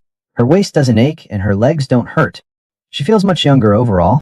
After the successful case of the little chubby mother and son, a long line immediately formed outside Lori's clinic and had a bit of the same vibe as lining up to buy National Day train tickets. This spectacular sight also caught the attention of a sightseeing enthusiast. She had only seen such a scene outside a supermarket giving away eggs. Upon getting closer, it seemed even stranger. There was actually a clinic run by a demi-human in this winter fortress. And why does this girl resemble the one saved by the Eagle Lord? It seems safe for her to run a clinic here, but someone's been sneakily peeking at me since a while ago. Could it be that they have a crush on me? And Xiaowei also noticed this peeping Tom. But this guy didn't make any further moves. Initial observation suggests he has no malicious intent towards the lowly, so the two of them used appraisal magic on each other to check each other's details. After seeing the girl's information, Xiaowei immediately laughed. It was a round-faced girl. In his past life, he was a famous scenic expert. He often stayed up late watching her speed. Never expected he would end up in the game world. But the round-faced girl was even more excited when she saw Xivi. Instead of panicking or drawing her sword like other players, she immediately asked Xivi for an autograph. "My lord, I am a traveler from Morning Light Town, exploring the customs of this world and its mysterious regions. I've heard so much about you. Could you sign an autograph for me?" Meanwhile, Xiaowei was still preening. He thought the round-faced girl was conquered by his own handsome looks. Truly a scenery-first player. He has an immense love for beautiful things. Like me, has my charm already permeated the player's ranks? While Xiaowei was still preening, the notebook in my hand suddenly turned into a purple smoke. In just 0.01 seconds, the mighty lord was tied up like a crab. It seems like the girl must be practicing very hard. Eagle Lord, quickly tell me, what did you do to the saintess that day? Ever since you left, the saintess has been cold and hot, and now she is getting weaker and weaker. What can I only kissed her. Could she have already been conquered by my stunning beauty? She loves it. Xiaowei is rambling on. The current plot is something I've never heard of in my past life, so I can only call up the system to check what's going on. But with insufficient information right now, the system can't determine the specific reason either. I can only have Sue go to the scene to take a look. At that moment, a scene from the previous life, where the Lord was separated from his little brother, suddenly appeared in Shuei's mind. A strange chill ran through his heart. If the Saintess were to meet with an accident under these circumstances, this group of players would definitely blame me for this mess. This would inevitably lead to a siege by the players. The tragedy of the previous life Lord would repeat itself. I have to protect my life. Exaiwei decided to take Loli with her to personally deal with this matter. Then she suddenly struggled. The red ribbon that bound Siwei immediately fell off. The round-faced girl was instantly scared stiff. You should have fainted from the dizzying spores. Ridiculous, what kind of status do I have? You're poison, I could recover from it with just a sneeze. And I need to investigate the cause of Ruoyai's illness. I decided to go to Morning Light Town in person, but there's something I must do before heading to Morning Light Town. After saying that, Exaiwei picked up the red ribbon from earlier and walked straight toward the round-faced girl with a mischievous grin. The girl just kissed the man and then was bedridden for half a month. She was also delirious, alternating between fever and chills. When the man heard this, he was so scared that his hair stood on end. Damn it. If anything happens to this girl, these players will definitely hold me accountable. Then I'll end up like that unlucky lord from my last life. Thinking this Exaiwei for his own life, decided to go to the scene of the incident personally to investigate. So he packed up the round-faced girl and drove his Baoying X6 at full speed to Qinguang Town. Outside Qinguang Town at this moment, the players were already in chaos. Yihao went out to find a way to treat Roy half a month ago and hasn't returned yet. A perfectly good game. Turned into a game of finding the protagonist. All thanks to that damn Eagle Lord. When I level up, I'm gonna grind him. As soon as the players finished speaking, Xivi jumped off the griffin with the round-faced girl. Just as Xivi landed, system pop-up started appearing like a virus, going crazy. Ding. Anomaly detected. Analyzing anomaly. Anomaly detected in the Son of Fate. Yeah, how? 3 vital arteries have ruptured. Current timeline cannot be repaired. Anomaly detected in the demi-human Saintess. And emotions. Analyzing countermeasures. No remedy. Forcibly initiating the third plotline, abducting the Aman Saint. Saintess Yoi has 2 hours remaining. Please execute immediately, host. Players who saw Xivi instantly lost their minds. Regardless of their skill level, they charged at Xivi, the strongest boss. After learning that Yoi only had 2 hours left to live, Xivi didn't bother wasting words with the players. With a raised hand, a cross-slash took down all the players. He quickly arrived at Ruoyi's room. After friendly opening the door, he directly wrapped Ruoyi up, blanket and all, and took her away. The whole process was seamless, leaving a group of dumbfounded players still standing there, bewildered. Damn it. This guy has already leveled up to become a Sky Knight. Wait for... One day I'll get back at you. Upon returning to Winterhold, Xivi immediately had Lori treat Roya. If this lady dies, those players will definitely hunt me down until I'm dead. But Roy didn't know who she had offended. During the treatment, level 42, Lori was struck by mysterious red energy and was sent flying. Master, this energy is too strange. Lori couldn't completely eliminate it. She could only temporarily resist and preserve her life. Lori, you've already been casting healing spells for an entire day. You've done great. But at this moment, for some unknown reason, Lori suddenly threw herself into Xivi's arms and said, her condition is very complicated. I feel an evil force is eroding her body. It is a mark deeply embedded in her soul, one that cannot be dispelled. Her inability to wake up is because this evil mark has dragged her into a dream. Whether she can get rid of this mark depends on whether she can overcome herself. After listening to Lori's words, Saiwei immediately decided to enter the dream to help Roya. Although she can't directly revive Roy, this should be the best way for now. Meanwhile, in the dream, Roy is facing universal condemnation. Roy, you're the holy maiden. You must serve His Holiness the Pope well. Roy, go recite the scriptures. Roy, why haven't you awakened yet? Roy, you must avenge the kingdom of the demi-humans. These accusations and expectations are like chains, firmly binding Roy's entire life. At this moment, Roy feels so wary. It's like being thrown into an endless, bottomless sea.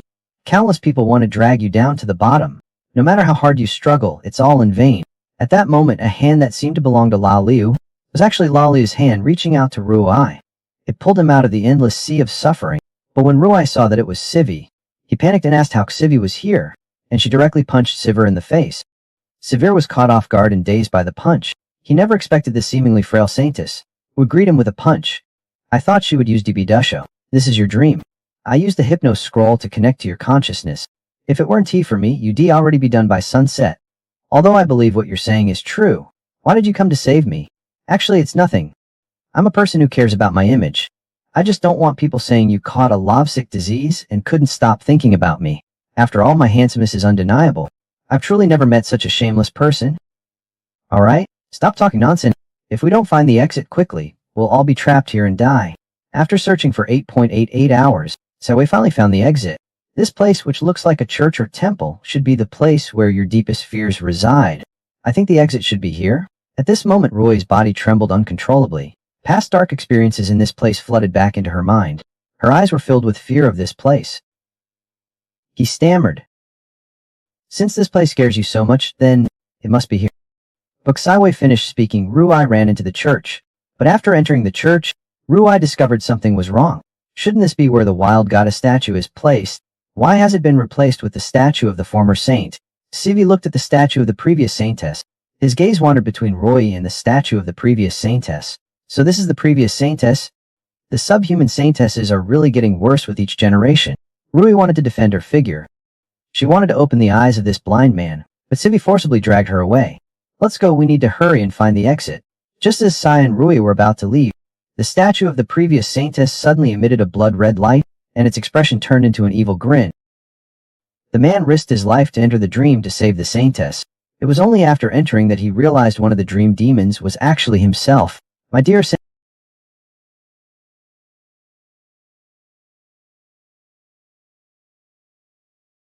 why are you doing this? Don't you have any sense of guilt?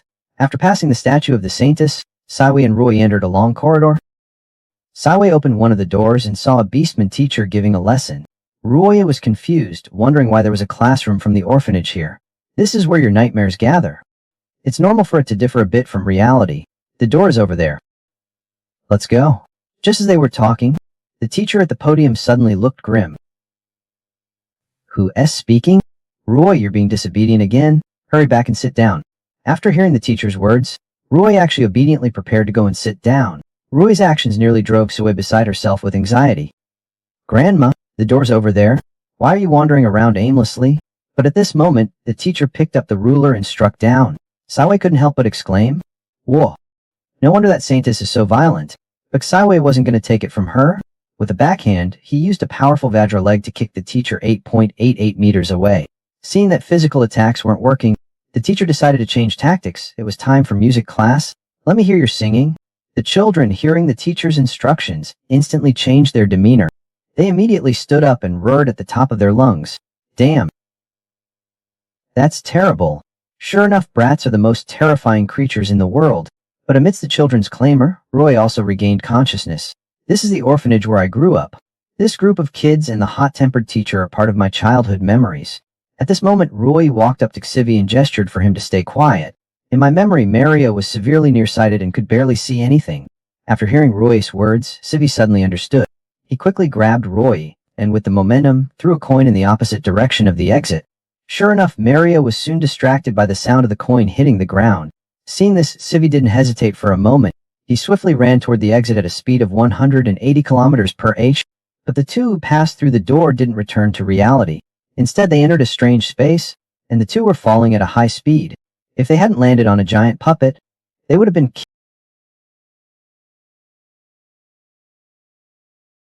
killed or suffered committed fractures. But after landing, Sawei felt a soft sensation on his palm. This made Roy blush. Pervert? Take your right hand away. Take your right hand away. So you like this side, huh? You should have said so earlier. After they parted ways, Roy felt strangely familiar with the room. This seems to be my bedroom in Morning Light Town. These nightmarish creatures are made from your fears and pain. As long as you find the door and keep walking, you can go back. Just as Sivi was explaining the situation to Roy, the stuffed doll that had been propping them up suddenly stood up on its own. But when Saiwei saw the puppet's face, the atmosphere suddenly became very awkward. This incredibly handsome puppet, isn't it me? Then Saiwei picked up the puppet and pressed it on Arroya. Saintess, don't you want to explain why I look like a villain? Roy could only offer a weak and pale explanation. Doesn't he look quite cute? Just as the two were playing around, Ruya, pinned to the ground, suddenly realized that the place where the plush doll had been lying was the door they had been looking for. Xiwei hadn't expected this challenge to be so easy. She even felt a little disappointed. Saint Sister, what image do I have in your heart, exactly? How can I be someone with no attack power? And yet I helped you open the door. At that moment, Ruya just wanted to die. I beg you, don't ask anymore, okay? Isn't it better if we don't escalate the conflict? The two of them walked like this, one sentence after another, for half an hour. They finally found the exit of the corridor, but just then, the sound of high heels came suddenly, getting closer and closer. When Roy saw who the sound belonged to, she instantly felt like something was terribly wrong. For a moment, the fear once dominated by this woman surged to my heart. This woman is the former saintess, Beryl. Every time she was whipped, Roy would be locked in the small dark room. After being locked in the dark room multiple times, Roy developed a fear of darkness. But looking at Xiwei, this sixth guy, upon seeing Beryl, he was practically drooling. Wow, this is the former saintess? Indeed, the real thing is even more impressive than the statue. Hello, beautiful big sister. Can I get your contact information? But Beryl doesn't want to deal with this guy. She flicks her 8.88-meter whip and says a few heartfelt words to Xivi. Holy crap! So enthusiastic. With such speed, it feels like her strength has already surpassed that of the Sky Knight. The power of the attack scroll weakens when it's used in a dream. If another attack like that happens, the power of the scroll will completely dissipate. But right now I can T-fight, and I can T-run either. What should I do? At this moment, a concerned remark from Rui gave Xivi an idea. Lord Eagle, you okay? I am fine. Now imagine me as the most powerful character in your dreams. This is your dream. The source of all power comes from you, the most powerful. After a burst of emotion brewed by Roy, Xiwei successfully became the strongest character in Roy's dream. What the hell? How could it be a rabbit? Miss, what's going on with you? A rabbit can scare you. Forget it. Let it fall apart. Honestly, this cute little rabbit is surprisingly fierce. One punch and the beautiful, aloof lady revealed her true form. In the end, she could only slowly fade away in a fit of helpless barking.